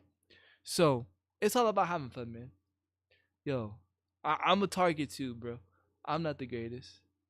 It's all about fun, but often got a stupid reaction. I don't care anymore. Hey, if you can't make fun of yourself, man, you got to be able to like love yourself, right? And trust me, I do stupid stuff all the time. You don't believe me? Look at my clips. Look at my clips, dude. I do stupid stuff all the time, and it's not on purpose. It'd be on accident. You should hear me butcher people's names. I do it all the time. Almost butchered your name. So, you know, and those things are like what OG and I like to call happy little accidents, right, OG? Happy accidents. Yeah, happy accidents. From our boy Bob Ross. R.I.P. Pour out some paint on the curb for our boy Bob Ross. Yes, I said paint. But Happy little tree. happy little tree. Beat the devil out of it. I, again, Bob Ross is somebody from my childhood. I mean, I'm pretty sure a lot of you know, but something I used to watch all the time. Nice, peaceful show. Taught me how to paint when I thought I could paint. But, oh gee, is there anything else, sir, that you would like to discuss? I only have one more thing that I'm going to bring up because I actually meant to bring it up last week and I forgot. But something you said made me remember. You said it was about accessibilities, and I thought about a wheelchair, and then that's how I put this together. But there was something that Nintendo came up with a very long time ago that almost nobody knows about. Well, I didn't even know about it. I'm a big Nintendo guy. I don't know about it. Again, I don't work for Nintendo, but Yes, you there's do. one thing that, but there's one thing that I did not know about. And first off, shout outs to Gaming Historian for bringing this up. Check out his videos. It's called the Nintendo Hot Seat. Wait. Have you ever heard of that? No, but I'm intrigued. The Nintendo Hot Seat. Yeah, so basically what it was a chair that you sat in, and on the right side where like the armrest would be, there's a joystick there. And it actually had motion controls to some degree. Wait. It had the joystick in the middle of the seat? On the right side. Like on okay. the armrest on the right. So on the right side where the armrest would be is where the joystick is. And it actually had motion controls before anyone knew what motion controls was. Because if you were playing like a racing game, all you had to do was like, because your seat could like move around, like backwards, forwards, left, and right. So when you moved the seat to the left, your actual vehicle would like kind of curve to the left a little bit. It's something that was only sold in the Midwest. And you could even rent it. You could get it in your rental stores. You could rent the hot seat. Is the hot seat still available? I might want one for the stream just for. So the company so the hot seat was only available for a very, very short time, and the company went under in less than a year. Oh, really? But so if you get it, it's gonna be one of those like eBay kind of things, or you may have to find like at a gaming museum or something. So no, it's not something you can get anymore. This is like an old thing. And if I find it on eBay, they're gonna charge me an arm and a leg for it. Possibly. Literally. Possibly. But now the hot seat unfortunately wasn't good for most games. Like he was demonstrating trying to play Mario Brothers with it, and it didn't work too well. He said that the best games to play with it were racing games. Well, like, I mean, those that makes games sense. work perfectly. Yeah. Now that I think about it, you know what I think about? Technically, Nintendo was the first to come out with an accessible controller. You know what that was? What's that? The glove. Oh, the glove. The glove, man. I wanted the glove so bad. Because remember, you could play Mario with the glove. You can do all kinds of things with that. I remember now. I never actually owned one, but yeah. I never owned one either, but technically that was the first accessible controller. I mean, not for people that didn't have hands, of course, but I mean for people that probably had problems, I don't know. Using your hands, yeah. Yeah, I bought office chairs for less than $100. Man, you see my chair? My chair is the floor. That's where I sit. Streamers buy gamer chairs. Look, so we talking about gamer. So okay, okay, Handy, you got to do this right. Okay, so I'm just gonna ask this question, right? And I'm taking a census. Okay, this is a census moment. There's no right or wrong answer here. What I'm about to ask. And I always ask a question before the end of the show, and I was gonna ask another question, but this question has intrigued me now. So, what would be if anybody could design a good gaming chair, right? Right? And if you were disabled, and say you sit in a chair or whatever the case, what would be a good gaming chair for you? What would be the ideal good gaming chair? Mine's kind of broke, still good. Well, the couch. Yeah, but couch is too big, man. I'm talking about for streaming. Well, it doesn't have to be for streaming though. Like, yeah, some people use gamer chairs just to game too, so it doesn't have That's to be for true. streaming. That's true too. But okay, so what would be the ideal good gaming chair? And couch is not. Well, I said there's no wrong answer, but That's oh true. If somebody wants a couch, I mean, hey, couch is the answer. yeah, but I'm saying if you could create your own chair, that's what I'm saying. If you could create, if somebody, I know. yeah, I know. I'm just saying it to the chat, to the chat. If somebody said, okay, Dragon, okay, Abomination, like there's no price, there's no limit to what you could build. I mean, there's no price limit to what you could build. We will recreate it, and it would be something you would buy. What would be the ideal gaming chair and a reclining? I already have a reclining bed. I don't use it though. I mean, I use it to sleep in, but I don't use it to game. I've had a reclining bed for 3 years now. Yeah. What would be? I actually have to agree that a recliner in general would be a good gaming chair. You think Just so? because, well, for me personally, like I have ankle pains and stuff like that.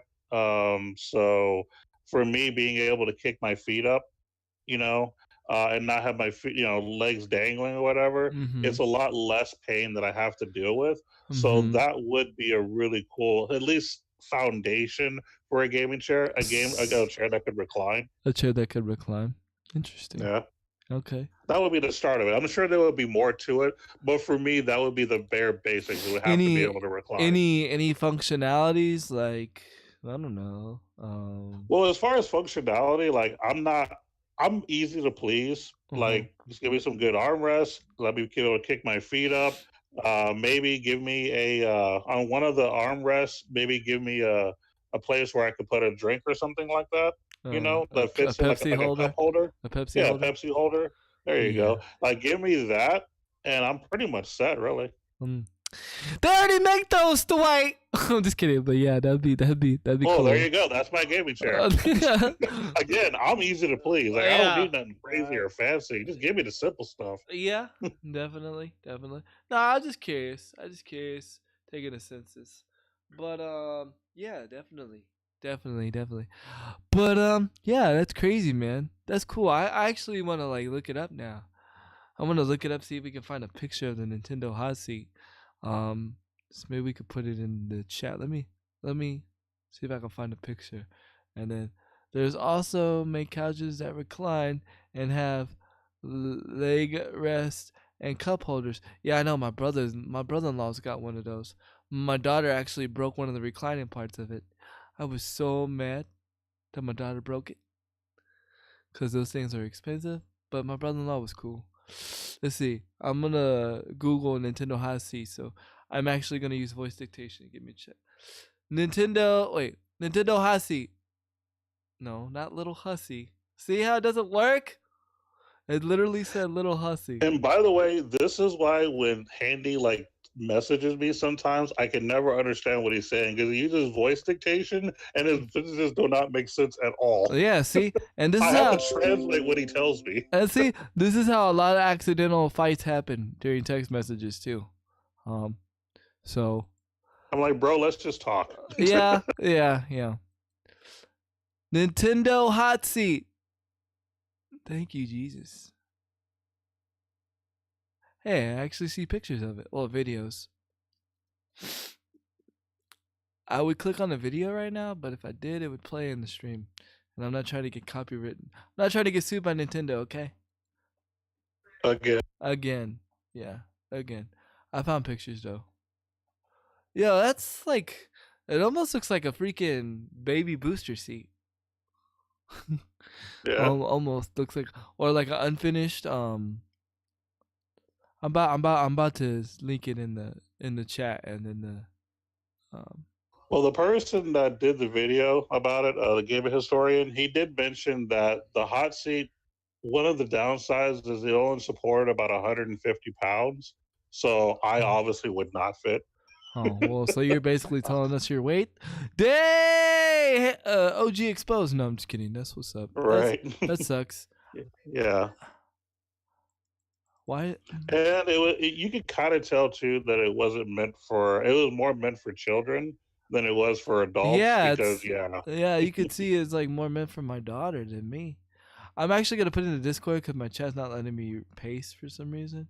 So I'm gonna put it in the Discord and then yeah, I'll holla. Then if you guys want to like be a part of the Discord, no, please no. If you are in my Discord is just very chill.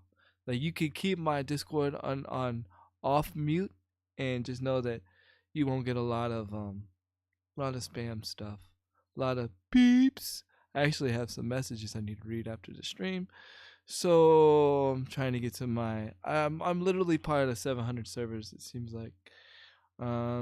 It feels like that anyway. Let me go here and then I'm gonna post it in the general. And then after I post it in the general, if you do exclamation point Discord, it'll put you in the Discord. So again, thank you. Shout outs to Discord for partnering me on Discord. I might as well do my little plug there. Thank you guys so much. You guys are awesome. Cause like literally, like that was nothing but God right there. Why am I not able to get? Oh, there it is. It's like it's being weird. All right, here it is. Link it in the chat right about. Paste. There you go. And enter.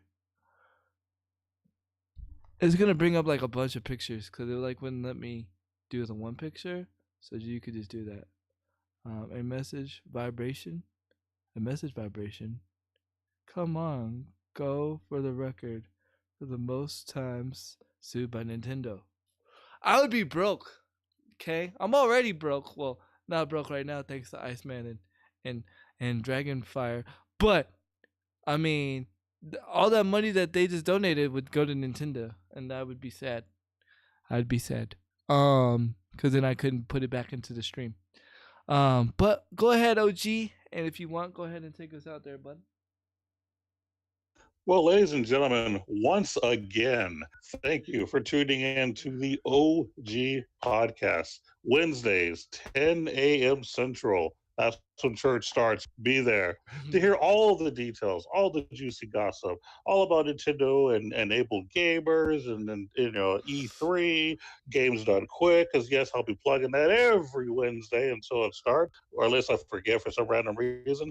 But again, be here for the conversation, the laughs, the cries, the emotional outbursts, and the concerns. That's right. We're here to voice what we believe about what's going on in the gaming world, and we want you to voice it with us. We just become one with our gaming selves and just have fun, chill. This is our day. We can just talk and sit back, recline, have a Pepsi, have some Chinese food, whatever you're gonna do. We are here to chill and have a good time. How dare you? To see y'all next week as well. How dare you talk about Chinese food? I can't have it. Except Handy. Handy can't have Chinese. I forgot he's on a diet. But I'm not on a diet. My wife is, and I'm supporting it. But yes, if I was on a diet, I would follow part. Go ahead. Sorry. Of course. But until next week, keep gaming, and we'll see you next time. Take care, y'all. And also, before I leave, I haven't got word if we're gonna be on Able Gamers tomorrow. So just make sure you follow me on all my social platforms. But the one I'm most active the most is Twitter. So and that will let you know where I'm gonna be. Okay. I have not, don't know yet. I know I've done what I needed to do, so I'm just waiting for them to give me what I need so I can go back on Table Gamers. So just bear with me, and I know I don't like not knowing. Mixer Fortnite big comeback. Hey, maybe we'll be on Mixer tomorrow. Play some Fortnite. I'm down. I'll go install it. Right now on the PlayStation, and we'll play some Mixer on Fortnite tomorrow. Able Gamers Fortnite comeback. I'm down. Angela's excited. Angela's been waiting for me to get back on the Fortnite train for a minute. She's probably smiling ear from ear right now. But We're gonna go ahead, and since we got a substantial crowd, because you guys are awesome, and I love you, every single one of you, we're gonna go and raid somebody. The raid. We normally don't do this on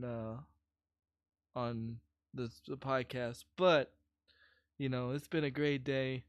It's time to go bless somebody. All right, we're gonna go bless a sub, and we'll go see if we have a sub on. And yo, we do have a sub on. Yo, we got Cloudy. go. We got Cloudy playing Apex Legends. Let's go, man. Ready? 5, 4, 3, 2. 2, 1. Wait for the commercial to play, cause they do that. Oh, Twitch, you killing me, Smalls. You killing me, Smalls. Twitch, you killing me. Emotional outburst. Sorry. You killing me, Twitch. Why do you do that to me? I'm about to raise somebody. You play a commercial. All right. 5, 4, 3, 2, 1. All right. And